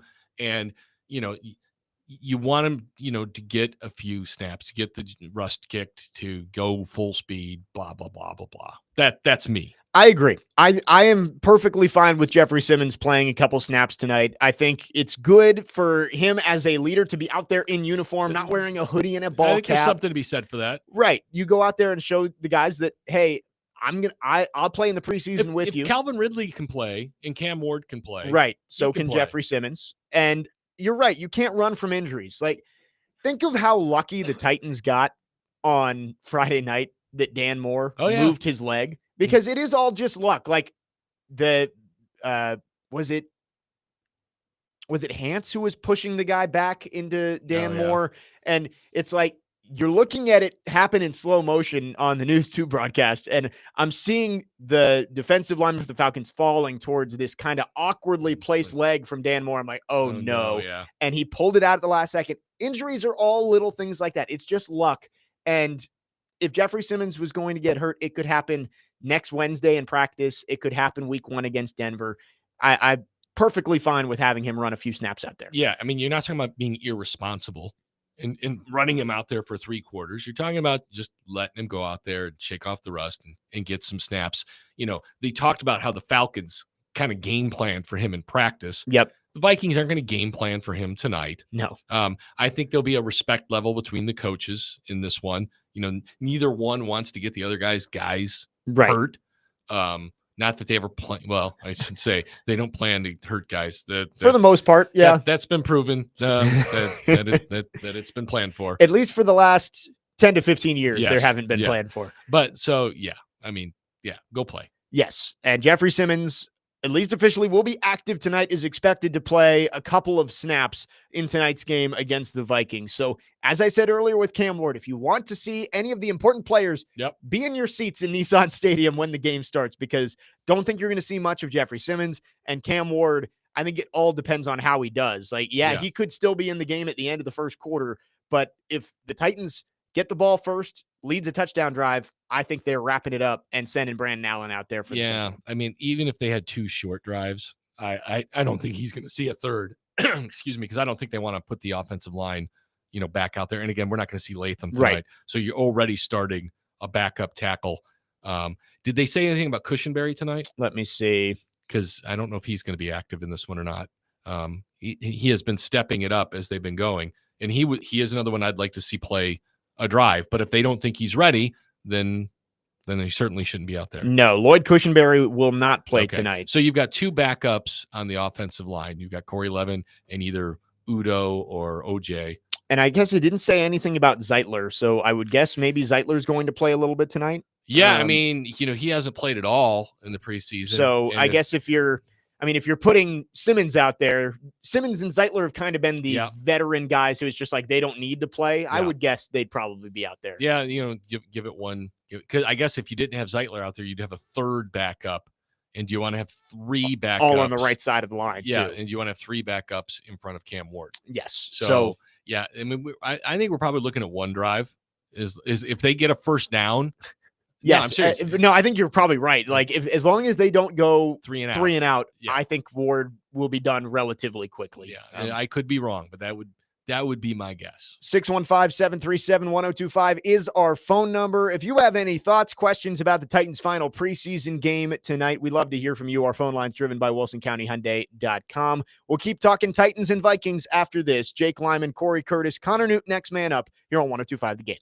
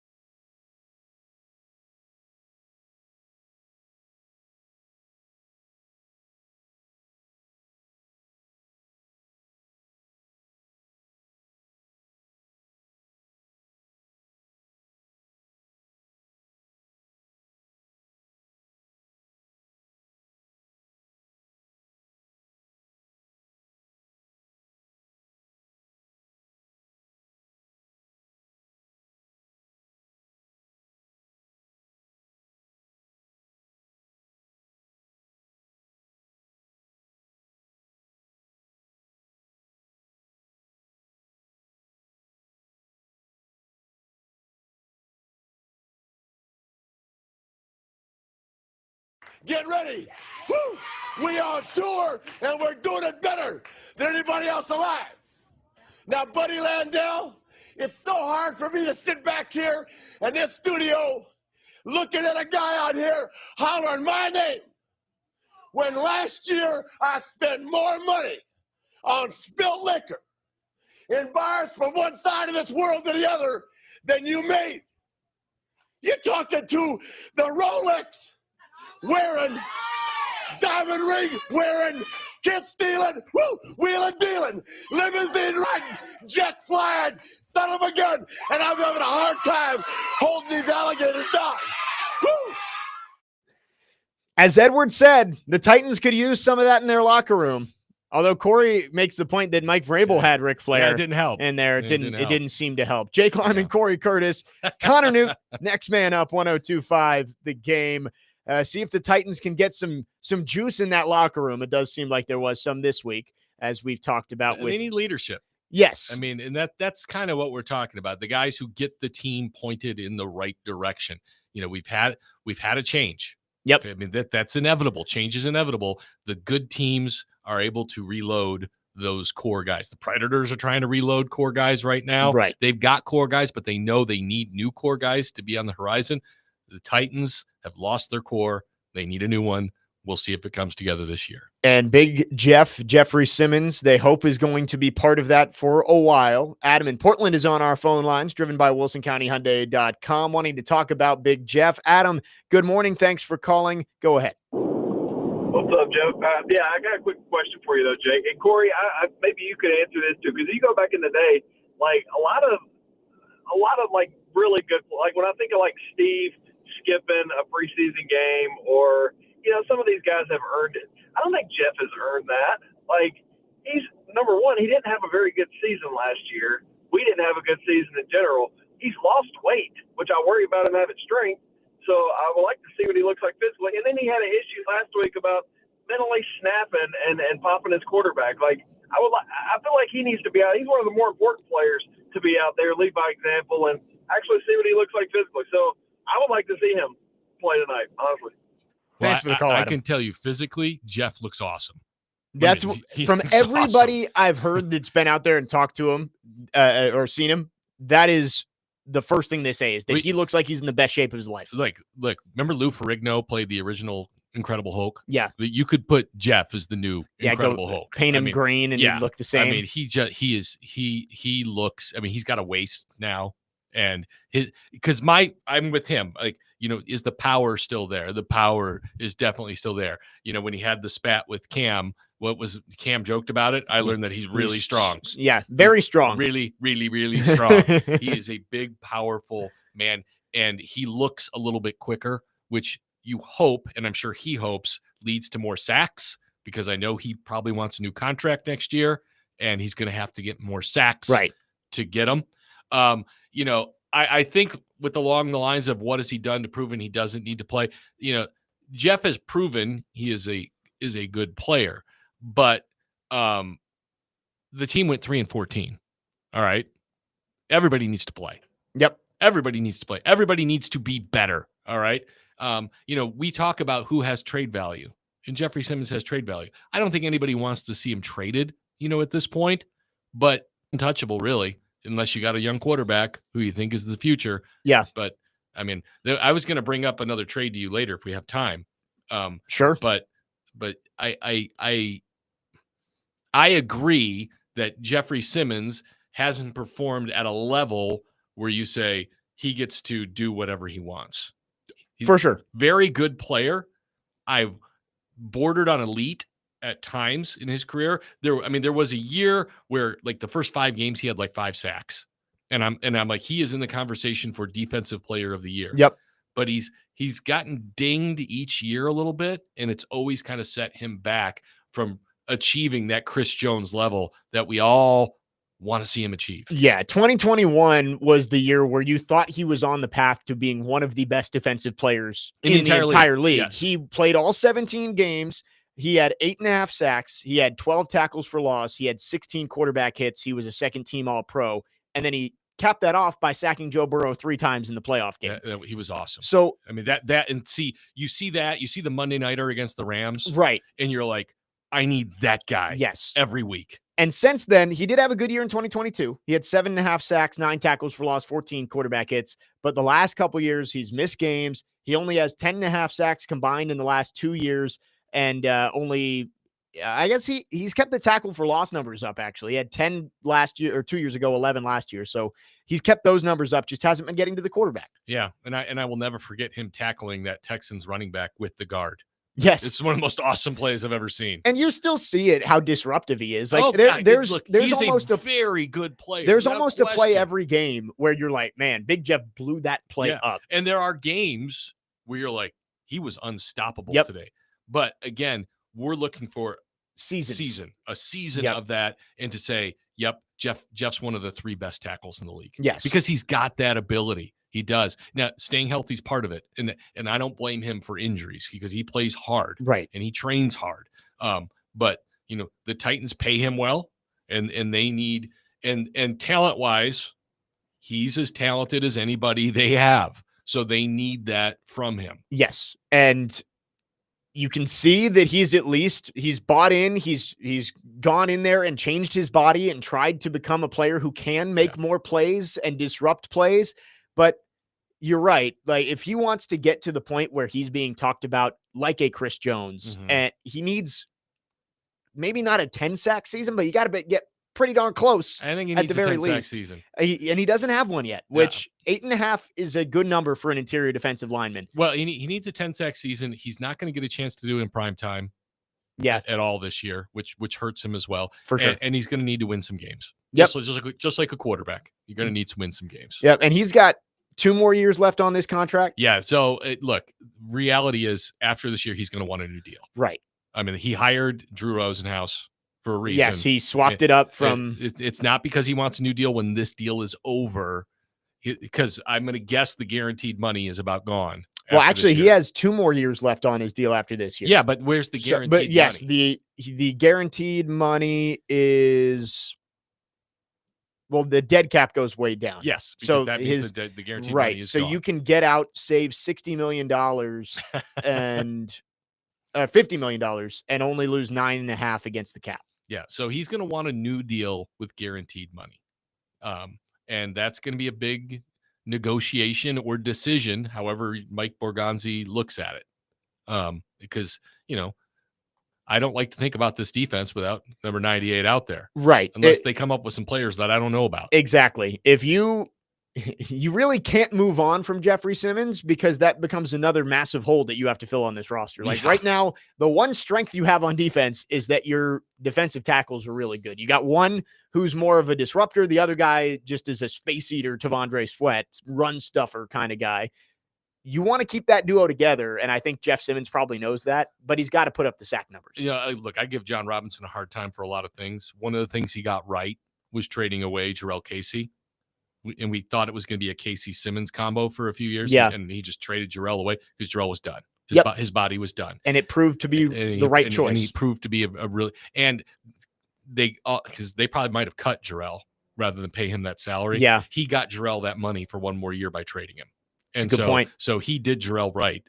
I know Jarrell was hurt, but I think in the end, when they talked about it and he wanted to make sure Jarrell got the money that was kind of promised to him when he signed, that was a good decision. So, Simmons hasn't had the catastrophic injury. He's had elbow, he's had ankle. He was coming off the ACL when they drafted him, but since he's been drafted, he's had some physical ailments, from just being a physical player, but nothing where you're like, okay, he's going to fall apart right now. Right. And so it's going to be interesting to see. And I believe we just got a trade in the NFL. Okay. Brian Robinson has been traded to the 49ers for a 6th round pick. Because Kyle Shanahan can do it with anybody. Yes. And they just traded for Sky Moore too. So I guess the 49ers, they wanted to upgrade. So yes, Brian Robinson, I'm looking for the tweet. There we go. Yes, Brian Robinson traded to the 49ers in exchange for a 2026 6th round pick. He's flying to San Francisco to take his physical. Yeah. The trade will become official. So Brian Robinson, I saw there was a Bleacher Report article about should the Titans, like they were listed 4th rounder for 4th round pick and a 6th round pick. Yeah, I could part with a 6th, but you don't give up a 4th round pick for Brian Robinson, for a running back. When Tajay Spears comes back, is Brian Robinson your 3rd string running back? Well, again, this is a win move now. Trade for the 49ers. They think they need him to win now. Yeah. The Titans aren't in win now mode. Right. Okay. So there's no need to make a win now trade. To trade, because you could use that 4th round or the 6th round pick and find a running back who might be just as productive. Well, as they were projected, a 4th round pick what did the Titans do in the 4th round this year? Yeah. DK, Iomanner, Helm. You look like you've got at least 2 starters in there. Okay. For at least for 4 years at least. So that's why you don't make that deal, especially at a position that is as disposable as running back. Replaceable. Yeah. For sure. There's a reason Washington's willing to trade him for a 6th round pick. Yes, because they just took a 7th round pick who has passed him on the depth chart. And they have Austin Eckler. Yes. Be their 3rd down back. Bill Krosky-Merritt, Cory, whatever he goes Never by. Heard of him. He is flying up fantasy draft boards right now. So if you haven't done your draft, apparently I got 2 drafts next week. I better get ready. His name is Cory Krosky-Merritt, but he goes by Bill. Who knows why? 615-737-1025 is our phone number. More on the Titans. I have some thoughts on the special teams. And we did hear from Bones Fossil earlier this week. I have some thoughts on where the special teams are going, especially at punt returner. We'll talk about it next. Jake Lyman, Cory Curtis, Connor Newton, next man up, 1025 The Game.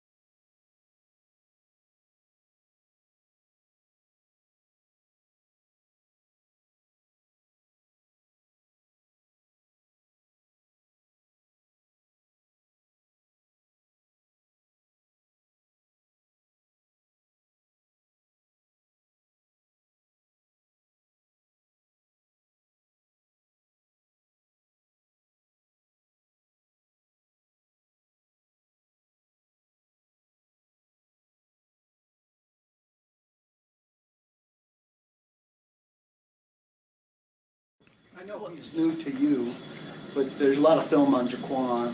I'm wondering what the rationale for him being at the head of the line so often is when Chim maybe is a guy that's going to get a shot there and hasn't had as many reps. Yeah, no, it's a good question. I think I've been really intentional about providing every player an opportunity. And for right now, I feel like a little bit of seniority trumps, anything that a rookie should be placed at. I just feel like, and Prochet too, he's kind of the old man of the group. And so he's been in there with Quan as far as kind of leading the charge with the first reps.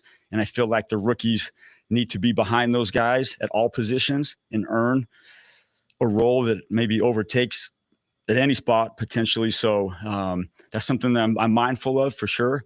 But I don't want to just put a rookie in there and say, hey, you're running the ones and you really haven't done anything in professional football yet. So we'll kind of see how it all shakes out at all spots.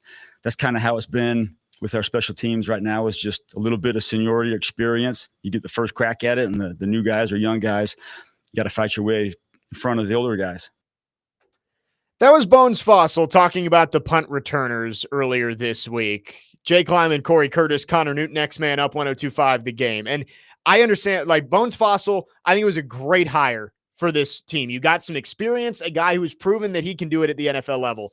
But why is Jaquan Jackson getting reps returning punts? He's not going to make the team. I like Bones Fossil a lot. I appreciate his answer. Right. I do. But my first reaction to it is, number one, what has Jaquan Jackson done at the NFL level? Right. It's not like he's a veteran. This is what it says to me.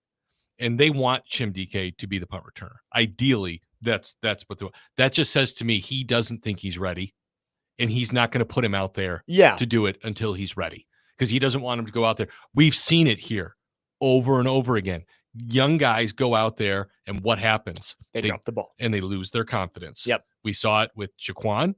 We saw it with Kyle Phillips. Yep, exactly. So we see these guys lose their confidence. He doesn't want to put Chim out there, and I'm speaking for him, and I probably shouldn't do it. Right. But this is what I read into the situation.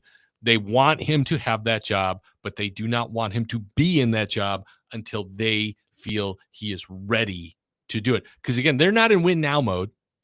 All right. Yeah. They don't have to rush him out there. So they can put James Prochet back there, count on him to catch the football, and then whatever he does until Chim is ready to do it. And maybe that's in week 6. Maybe it's next year.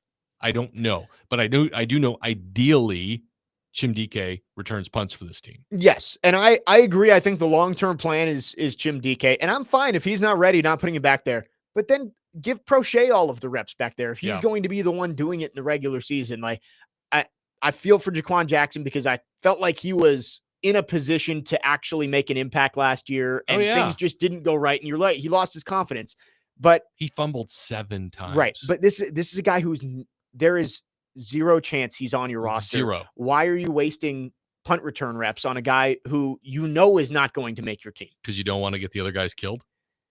I guess that makes sense. Why doesn't Mason Kinsey get some reps back there? Because he's done it. He's done it, and I give him a better chance to make the team than Jaquan Jackson. And at least you think Mason Kinsey. We were just talking about who Vrabel's going to steal. I would think Mason Kinsey's going to make the practice squad, but maybe Mike Vrabel scoops him up. Yeah, but I get it. I guess you don't want to get Prochet hurt, but I just kept looking at every time I was watching the game. I'm like, who's that returning the punt? I was like, why is Jaquan Jackson back there? They did have DK return a punt in the fourth quarter. He did, yes. And he made a sliding catch. I mean, it was really athletic and it nice, was, but that's not what you want. It is scary as hell. Yeah. that is definitely not what you're looking for. And for Prochet, I think, yes, you like him at punt returner, but it's also that he's made plays offensively, and it makes sense to keep a guy like that as your 7th wide receiver. Again, it's like with Van Jefferson. Trust, what can you count on? And there's a level of that with Prochet, because he's a pro. Yes, he's a pro. He's got a lower ceiling. All right, but he's a pro, and he is there, just like with Io Manor. All right, with Van Jefferson. Yeah, he's there until DK is ready. Right. These are transitional guys Yes. that are going to 1 year contract. Yes. They're not going to be around next year. Well, they might be, but unless ideally, something changes. And I feel badly about saying this for people, but I mean, I'm just talking about roster building with the team. Yeah. Ideally, they're not.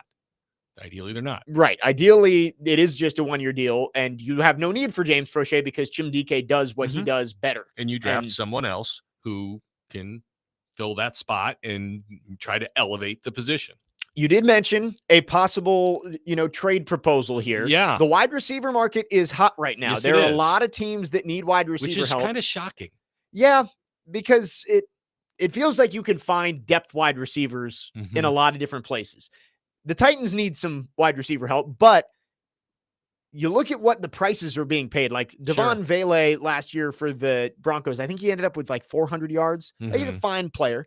The Broncos just got a 4th round pick for him. Yeah, that's a lot. You wonder if maybe one of the older guys, if you feel good about what some of the younger guys are doing, is it Van Jefferson or a Tyler Lockett? Could that get you a pick back? I don't know if you do that, especially because Lockett can be a veteran presence in that room and can be a safety blanket for Cam Ward. But if you feel like the younger guys are going to pass them sooner rather than later, maybe it makes sense. ESPN just ran a crawl that the Vikings are eyeing a trade for Adam Thielen. Adam Thielen still playing pretty well in Carolina. I mean, he's he had a couple of really good games last year. He's defying father time in a lot of ways. Yes, he is. But if they're having a hard time with that trade, would you consider trading Tyler Lockett? I mean, I know you want to, because we're talking about this having guys you can count on right for Cam.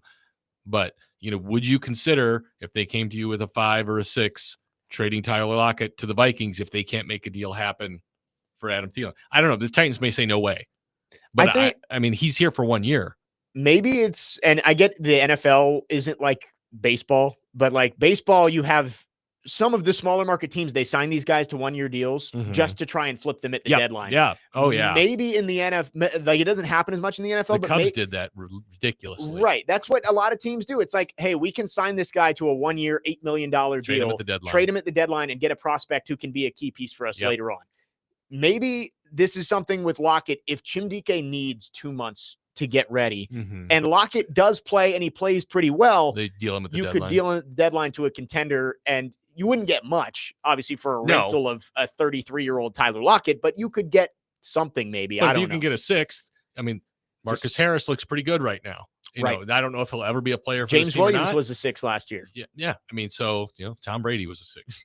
I mean, you don't know. You don't know. But I mean, if you draft well, you can get guys who can help you for 4 years rather than just for the 1. And again, you don't want to do anything that's going to inhibit Cam Ward's progress. Right. And so if you think you need Tyler Lockett to help Cam Ward progress, that probably outweighs everything. I'm thinking of it general manager wise. Yeah. In obtaining draft capital. How can you get the most value? Yeah. And what capital can we actually part with and get something? Because you still want to be able to compete and develop the team. So you can't just, otherwise they just trade Ridley and Simmons. Right. If you wanted to be horrible this year, you could trade Simmons and Ridley and you'd probably get something good in return. Maybe a first for Simmons and maybe a second for Ridley, and you feel pretty good about that. But obviously they have to take on a contract too. So that could change things. 615-737-1025 is our phone number. Last call for phones. One more segment on this Friday. We'll lead you into Chasing Big Joe and talk about what the story is going to be on Monday for the Titans after preseason game number 3 tonight, one day before cut day. What will we be talking about after the Titans play the Vikings tonight? That's up next. Jake Lyman, Cory Curtis, Connor Newton, next man up, 1025 The Game.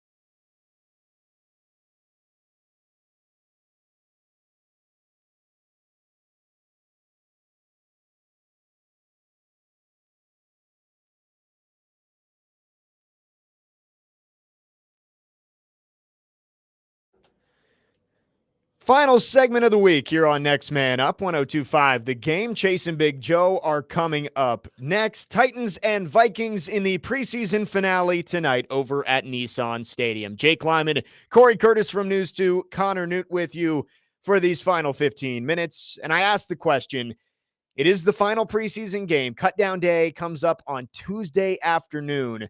What are we going to be talking about on Monday? Who is going to make a play tonight that is going to maybe help them make the team?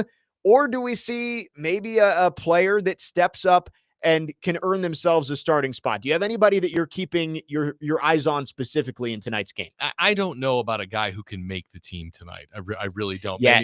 I mean, and look, unless Ali Gay or Jalen Harrell comes out and has 2 sacks. Yeah.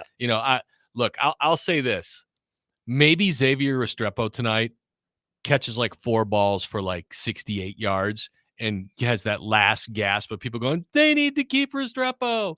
They're not going to keep Restrepo. All right. Maybe the practice squad. I don't know. Yeah. But you're going to see a lot of backups tonight. So one guy who I think you could see put up some numbers, maybe Xavier Restrepo.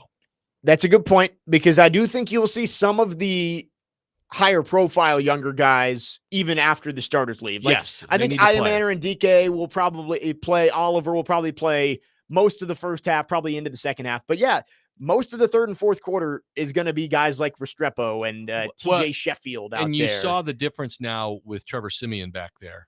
Yeah. I mean, we're not letting Tim Boyle anymore. You know, I asked Xavier about that the other day, about how, Siemian gives you a chance now. And of course he was very complimentary of all the quarterbacks, right. But I mean, just reality, Boyle didn't give him a chance to make plays.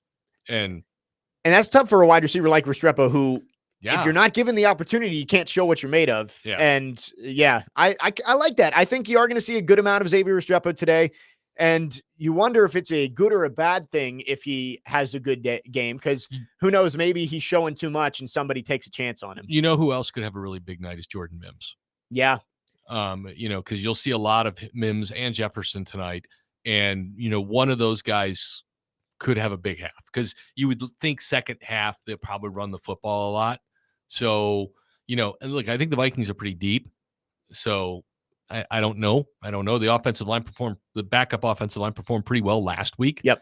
And they're going to have to play more this week because JC's down and Lloyd's down. So, we'll see. But I guess that would be a couple spots where, Mims, Restrepo, maybe one of those guys pops a little bit. Here's the 2 I'm looking at, and they're on the defensive side of the ball. I want to see Femi take another step. He kind of disappeared against Tampa. He made a couple of plays against Atlanta. He helped out on the sack for Gray on that first drive, and then he had the chase down tackle for loss right before the Kendall Brooks pick 6. So you at least saw something from Femi. I would need to see explosive. I want to see more. And we saw a little bit of explosive movement on the tackle behind the line of scrimmage there. And that was when I went, okay. And I understand the collapsing of the pocket pass rush kind of mentality, but I also need to see him win. Yes. I'd like to see him win a rep. Go hit the quarterback. Yes. I'd like to see him win a rep. I think that's what I'm looking for from Femi. We saw a step forward last week. Can he show that he can make plays out there? And the other guy we've talked about a lot today, Marcus Harris. I'm keeping an eye on him. Yeah, I think that's a good call. I think he's safely on the team. I don't think you have to worry about that. He got time with the ones this week. Yep. I want to watch Marcus Harris because, again, L'Jarius needs back at practice, but do you have any idea what and how much you're going to get from him this year? No. There could be a time, honestly, with the way that this cornerback room has looked and has stayed healthy the last couple of years, there's probably going to be a time Marcus Harris is going to be playing significant snaps for you later this year. I'd like to see him grow off of what was a really good game against Atlanta. Yeah, and, he's playing with confidence. I talked about that word earlier. Yeah. And you can see it, making plays on the ball, making plays on receiver, not hoping it works out, not being worried about things, but just being confident in making the play. And he's got catch-up speed. I mean, I talked to him this week. He had no scholarship offers out of college. Yeah. 0. I'm like, dude, you ran a 4.35. how does Middle Tennessee, Southern Illinois, my school, how do all these schools just miss you? Not need. I mean, he was a track star. All right, he was a high school track star. Yeah, and so those times are out there. Everybody needs speed.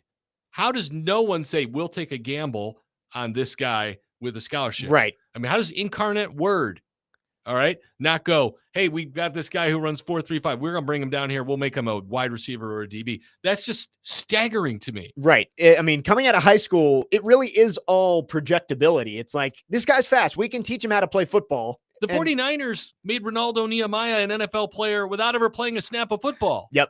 And he scored touchdowns. He did. Last one here on our text line, driven by WilsonCountyHyundai.com. Wes in Hermitage asks, quick question before you go. I see everybody getting excited about Snead now. As y'all can understand, I won't believe it till I see it. What is the real percent chance that he plays in week 1, even if healthy isn't the legal stuff going to cause issues? I don't think the legal stuff will have any issues for week 1. Yep. And as Paul Kaharski reported 2 days ago, they've downgraded his charge from a felony to a misdemeanor for just failing to report the crime. So it does seem like the legal stuff is getting to become less of an issue. Snead says he's confident he's going to play week 1. I'm with Wes. I'll believe it when I see it. Look, the whole Titans plan with him has been to get him ready for week 1. You would like to have seen him got on the practice field a little sooner. Yeah. I mean, no, he's not going to play in these preseason games, but you would like to have seen him, maybe start his ramp up in Atlanta and then get some padded practices this week. Right. But he didn't get any padded practices. In my concern, I asked him about it. I'm like, you're a physical corner. I'm like, you haven't practiced in almost a year. Yep. And how are you going to ramp that up to where you're ready to engage physically when you haven't done it in a year? And he's like, you just have to trust it. I'll be ready. I'm a physical football. And that's the answer. That's the answer. Expect. Yeah. But for you and I think Fan, I think it's okay to be cynical. I mean, we have everything to be cynical about at this point. Never been healthier, closer than close. These are all the things we heard that were in fact not true. Okay. So do I expect him to play in week 1? Yeah, I do. My over and under for him on games is probably really low. Yeah. I think he'll play week 1, but I don't think he's going to be shadowing Cortland Sutton week 1. No, So I don't think so either. And I need to see him stay healthy. Yep. I mean, look, they're counting on him. Right. I mean, there's not really any backup plans there. No, I mean, I like the other 3 guys. I like McCreary. I like Darrell Baker. Yeah. And I like Jarvis Brownlee. But, this is a guy you brought in because he was considered an elite talent. All right. And you don't have a lot of that on your team. So if you've got that, it needs to be on the field performing at that level because that makes you considerably better. And so they need all of that they can get. But I'm with the listener. Believe it at when this I see point, it. I'm going to believe it when I see it. And do I think he's capable of it? Absolutely. But I need to see it. Who knows? We will find out probably an hour and a half before kickoff in week 1, whether L'Jarius Snead will be out there. That'll do it for us, Cory. Thanks for coming by. It's always been my fun. pleasure. We will do it again. For Connor Newt and Cory Curtis, I'm Jake Lyman signing off. Enjoy the game tonight. Chasing Big Joe coming up next. You're on 102.5 The Game.